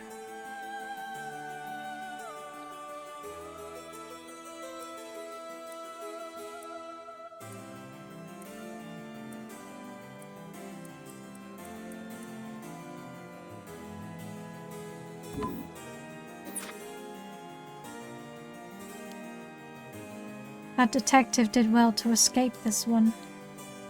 So, a female onmyoji and a rival of Seimon was involved in the Honjo incident. That certainly is interesting. Next, the Evergreen Beach. This curse echo is from a craftsman of Netsuke carvings named Jinkichi who was hanged for spreading baseless rumors. He apparently spoke of something that granted the ability to bring back the dead. The rite of resurrection. Precisely. This man Jinkichi must have been in contact with Seimon. If I could just collect all of the memories, everything will be revealed and the truth of the 7 mysteries will be mine. That is the knowledge I desire. Meaning you need to gather as much information as you can from the curse bearers. Precisely. I have an agreement to exchange information with those detectives, but they might not even find the other curse bearers, so I must take measures of my own. Another thing. Yes? You never really finished about what the trigger for all this was. Well, I don't know. Really? You're not hiding something from us, are you? It has something to do with how you obtained the Record of Fates, right? How did you really get a hold of the Record of Fates? To tell you the truth, we're in a race against time. It could be a disaster if we don't hurry. What are you talking about? Someone left a warning that at sundown today they would use the curse to kill a lot of people. The one who left that message is the culprit behind the Nejima murders from 20 years ago. What? Something so terrible will happen? I won't allow potentially hundreds of people to become victims of a curse. I'll do anything in my power to stop it. Mr. Araishi, please, tell us everything you know. I'm sorry, but I truly don't know anything. The truth is, I was given the Record of Fates by a woman. Oh no, could it be that chairwoman lady who's obsessed with, like, staying young forever?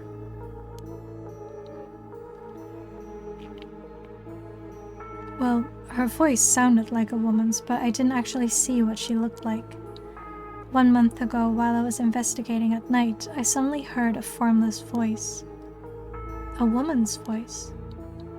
It said, I entrust you with this ancient manuscript and the rite of resurrection held within its pages. Spread rumors of this ritual as far and wide as you can in the coming month. And before I knew it, an old document had fallen down at my feet. 1 month. She specified the time period. I was told if I did that, I could study the manuscript as much as I pleased. I wanted so badly to verify its authenticity, I ended up accepting. I haven't heard anything from the voice since then. It must have had you spread rumors in order to strengthen the power of the curse. To tie together the curse and the desire to seek out the right. This makes it likely that the owner of the voice is the mastermind behind all of this. Hence, I went public with the Record of Fates. Hihaku and occult magazines immediately jumping at the news was a financial boon for me. Huh? Hihaku? As in Hihaku soaps? Right, I mean, no, that's not important, just some personal business. After that, I waited, trying to predict what would occur in a month's time. That's when the curse began. Those are all the details I have. Very well, I've told you this much. I may as well give you one more thing. Thank you. What might that be? About Seimon's Record of Fates. There is a sort of continuation to it. Another document called the Record of Fates Yin Scroll, continuation. Actually, a section written in Seimon's own hand was appended to the manuscript, according to which after the Honjo incident, Seimon lamented such a calamity taking place. He apparently wrote the addendum for the event that the tragedy became its own curse. It seems he had an idea that the victims of the Honjo incident would turn into curse echoes and be used to gather soul dregs. It supposedly details how to handle any trouble that occurs as a result from the rite of resurrection. Really? Hold on a second. Don't you find that strange? What's the matter, Miss Sakazaki? You think my information inaccurate? If Seimon died in the Honjo incident, then he couldn't have written an addendum. You really don't get it, do you? Huh? Am I wrong?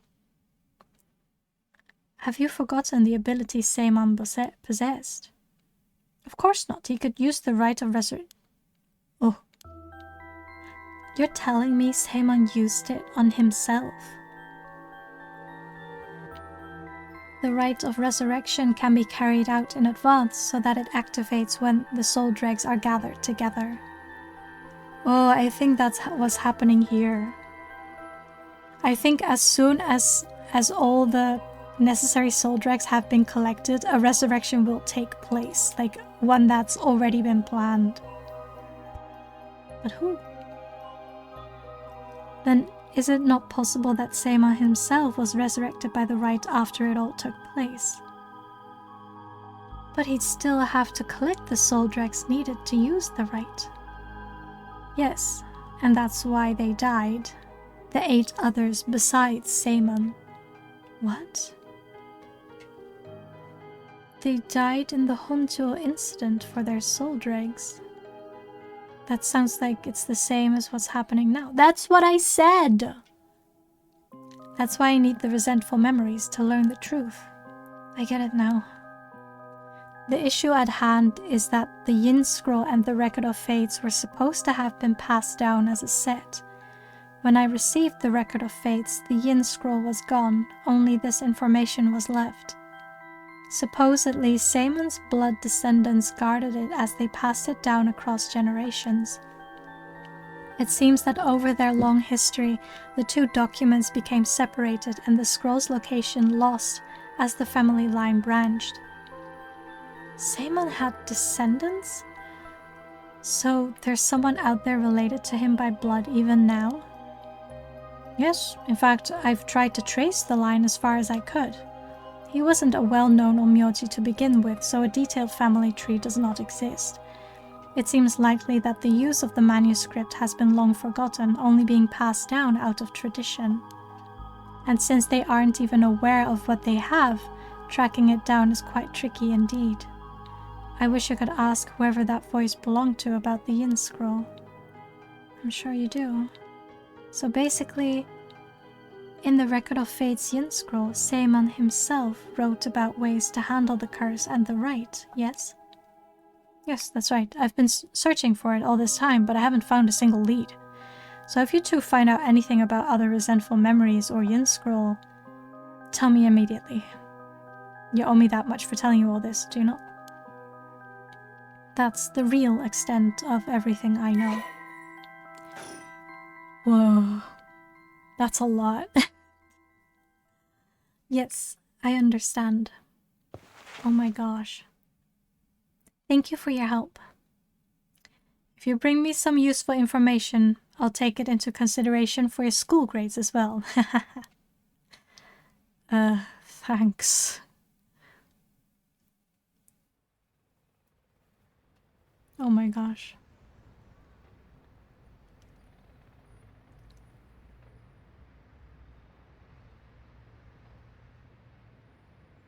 We've learned a lot. So, to sum it up, there was a tragic incident with people cursing each other for the rite of resurrection in the Edo period as well. And the Record of Fate's Yin Scroll may have info we want since it details how to stop the rite. I think that's about it. Right. If we could just find the Yin Scroll, we might be able to learn how to settle this situation. But even Mr. Araishi didn't have any leads on where it is. How do we start looking for it? Someone involved in this now must have some connection to it, I think. I have a feeling the mastermind who awakened the curses is involved too. Right.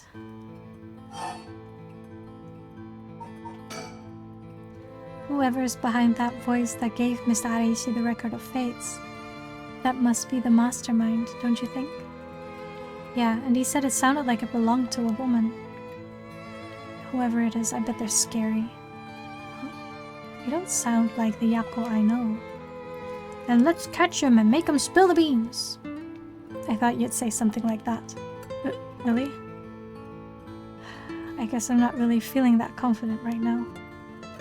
I understand. I don't know if it's related to that woman behind the voice, but I'm also interested in the female Onmyoji who was a rival of Seiman. So, Mio, what are we going to do next? Good question. It may be best to give the information we just learned to Inspector Tsutsumi. We got a pretty big clue from hearing about the Record of Fate's Yin Scroll. Mr. Tsutsumi might know more about it. Should we go back to school then? Yeah, that's our point of contact after all. Oh, that reminds me, Mio. You know what's nearby here, don't you? Hmm? Oh, you mean where Mitsuo? Yeah, where it happened. I was going there every day to leave flowers, even though they always get cleared away anyways. I'm sure it must be hard to have to be reminded of Michio's death all the time. Oh, that reminds me. Yako? Yeah? When you asked me to do the spirit board 2 days ago, did you come here that day too? Yeah, I left some flowers before going to school. Why? Did anything seem different that day? What's this all of a sudden? Oh, now that you mention it. That day, I suddenly felt lightheaded and ended up passing out for a little bit. But I came to right away and felt fine, so I didn't think anything of it. I see. That's all I was wondering about. Thanks. Hmm? Excuse me, you girls over there? Oh no. Whoa. Sorry, I didn't mean to eavesdrop, but something you said caught my attention. And who might you be? I'm Yutaro Namigaki. I should probably tell you. Until yesterday, I was a curse bearer. That should clear things up. A curse bearer! Oh, you don't need to be scared. I've already given up the curse stone of the foot-washing mansion. The foot-washing mansion? So you're the one Inspector Tsutsumi was talking about? Ah, you already know Inspector Tsutsumi. That makes this simple. There's nothing to worry about. Oh, hey! You're in the driver's seat. Yako? Yes, wait, what? Just now, was I doing something? He was the one who ran her over, and then what is it? His friend was sitting next to her in the passenger seat? Why? Who's this guy? Sorry, Mr. Namigaki, what might be the matter? Right, I actually wanted to discuss something with you too. Would you come with me if you have a little time? Discuss something with us? You were talking about Michio Shiraishi, right? It's related to that. Huh? I'm sure you would learn a few things yourselves. If not now, later is fine. I'll be waiting around Ryogoku Bridge. Something rubs me the wrong way about this, but he mentioned Mitsuo. What do we do?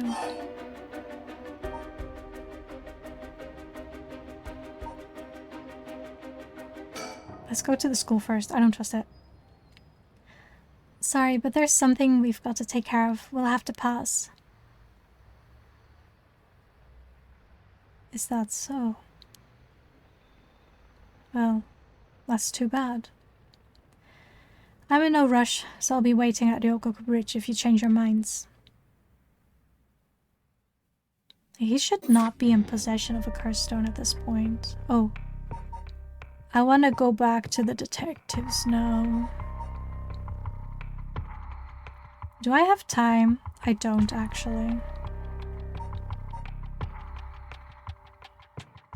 I'll make this my last one because I'm curious. I have to know.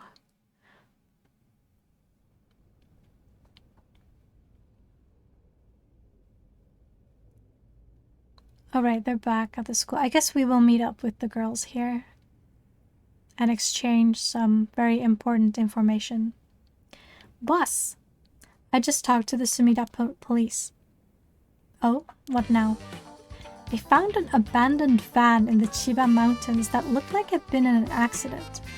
They couldn't lift any fingerprints from it, but I found blood splatters on the front. And guess what? The blood is a perfect match for Mitsuyo's. Oh ho. So it must be the van that hit Mitsuyo. You got it. It's all thanks to Yoshimi that we were able to find that out. The license plate had been removed though, and they even scraped off the vehicle's identification number. It'll take a while to identify the owner.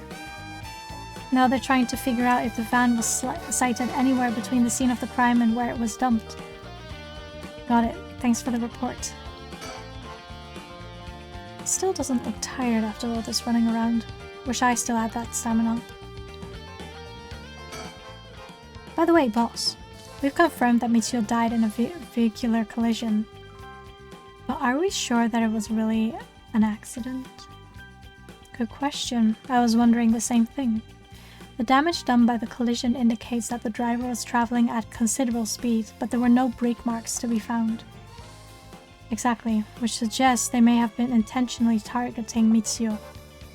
Then what was the motive, you think? Who would have reason to kill Mitsuyo?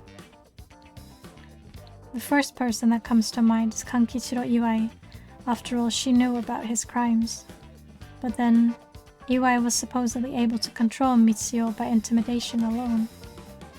There's also that teacher who was taking advantage of Mitsuyo, Kohei Jonuchi. But to say he killed her to stop people from finding out that he was blackmailing her doesn't seem likely somehow. You're right. Though both of them have fallen prey to her curse. That's true. In that case, it's quite possible she'll also decide to exact revenge on the person who ran her over. Not just possible, she may have already done it last night, just like with Iwai.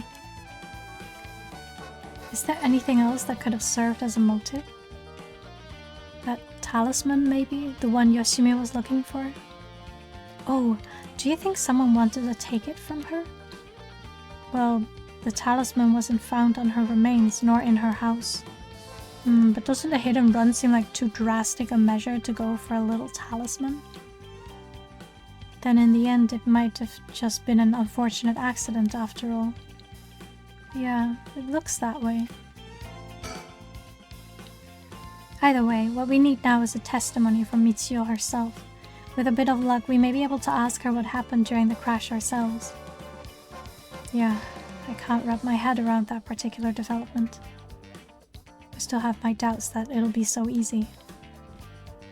Either way, we wouldn't be able to do this unless Mio and Yako turn up. I'd rather have them come sooner rather than later, but I guess we just have to wait. Shall we head inside? Alright then. It's nice that we got permission to use the school as our base of operations. The principal and head teacher were a little reluctant at first, but they were convinced that it'll help the investigation. Dealing with this all must be a real headache for those guys. I should thank them again later.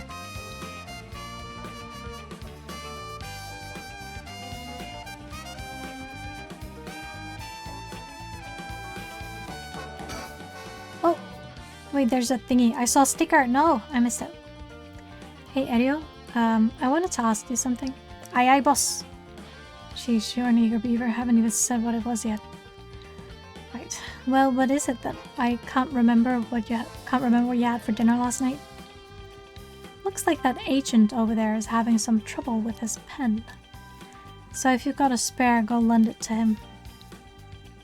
And for the record, I had katsudon last night. No need to worry about me going senile just yet. I know I look like a genius, but I didn't think I came across as the type to carry spare pens on my person. You, a genius, you're dreaming. What if his pen just stopped working? He can get it going again with a bit of nail polish remover. Nail polish remover. Yeah, you know what you use to remove nail polish? Never used it before. Do I look like I would have... Don't make me sound crazy for not having used this stuff. I doubt you have either. Oh no, I've used it alright. Did you know that it can remove oil-based ink stains? Which is also why it can be used to fix old dried up pen nibs. Whatever's in there that removes the ink also doubles as a way to unclog pens. Good to know. Still wouldn't call you a genius, but it's something. You gotta make sure the remover doesn't mix with the ink though, or it'll ruin it. Doesn't that defeat the purpose? Not to worry, I don't have nail polish remover on me right now anyway. Oh, no problem then. That doesn't fix anything. Long story short, I don't have a spare pen. Jeez, alright, I'll let him know. This one, gimme. Lucky. Gosh, I thought we were going to wait for Mio in the school. Well, I can't do much else. Is there anything else? I don't think there's anything else. Other than talking to him.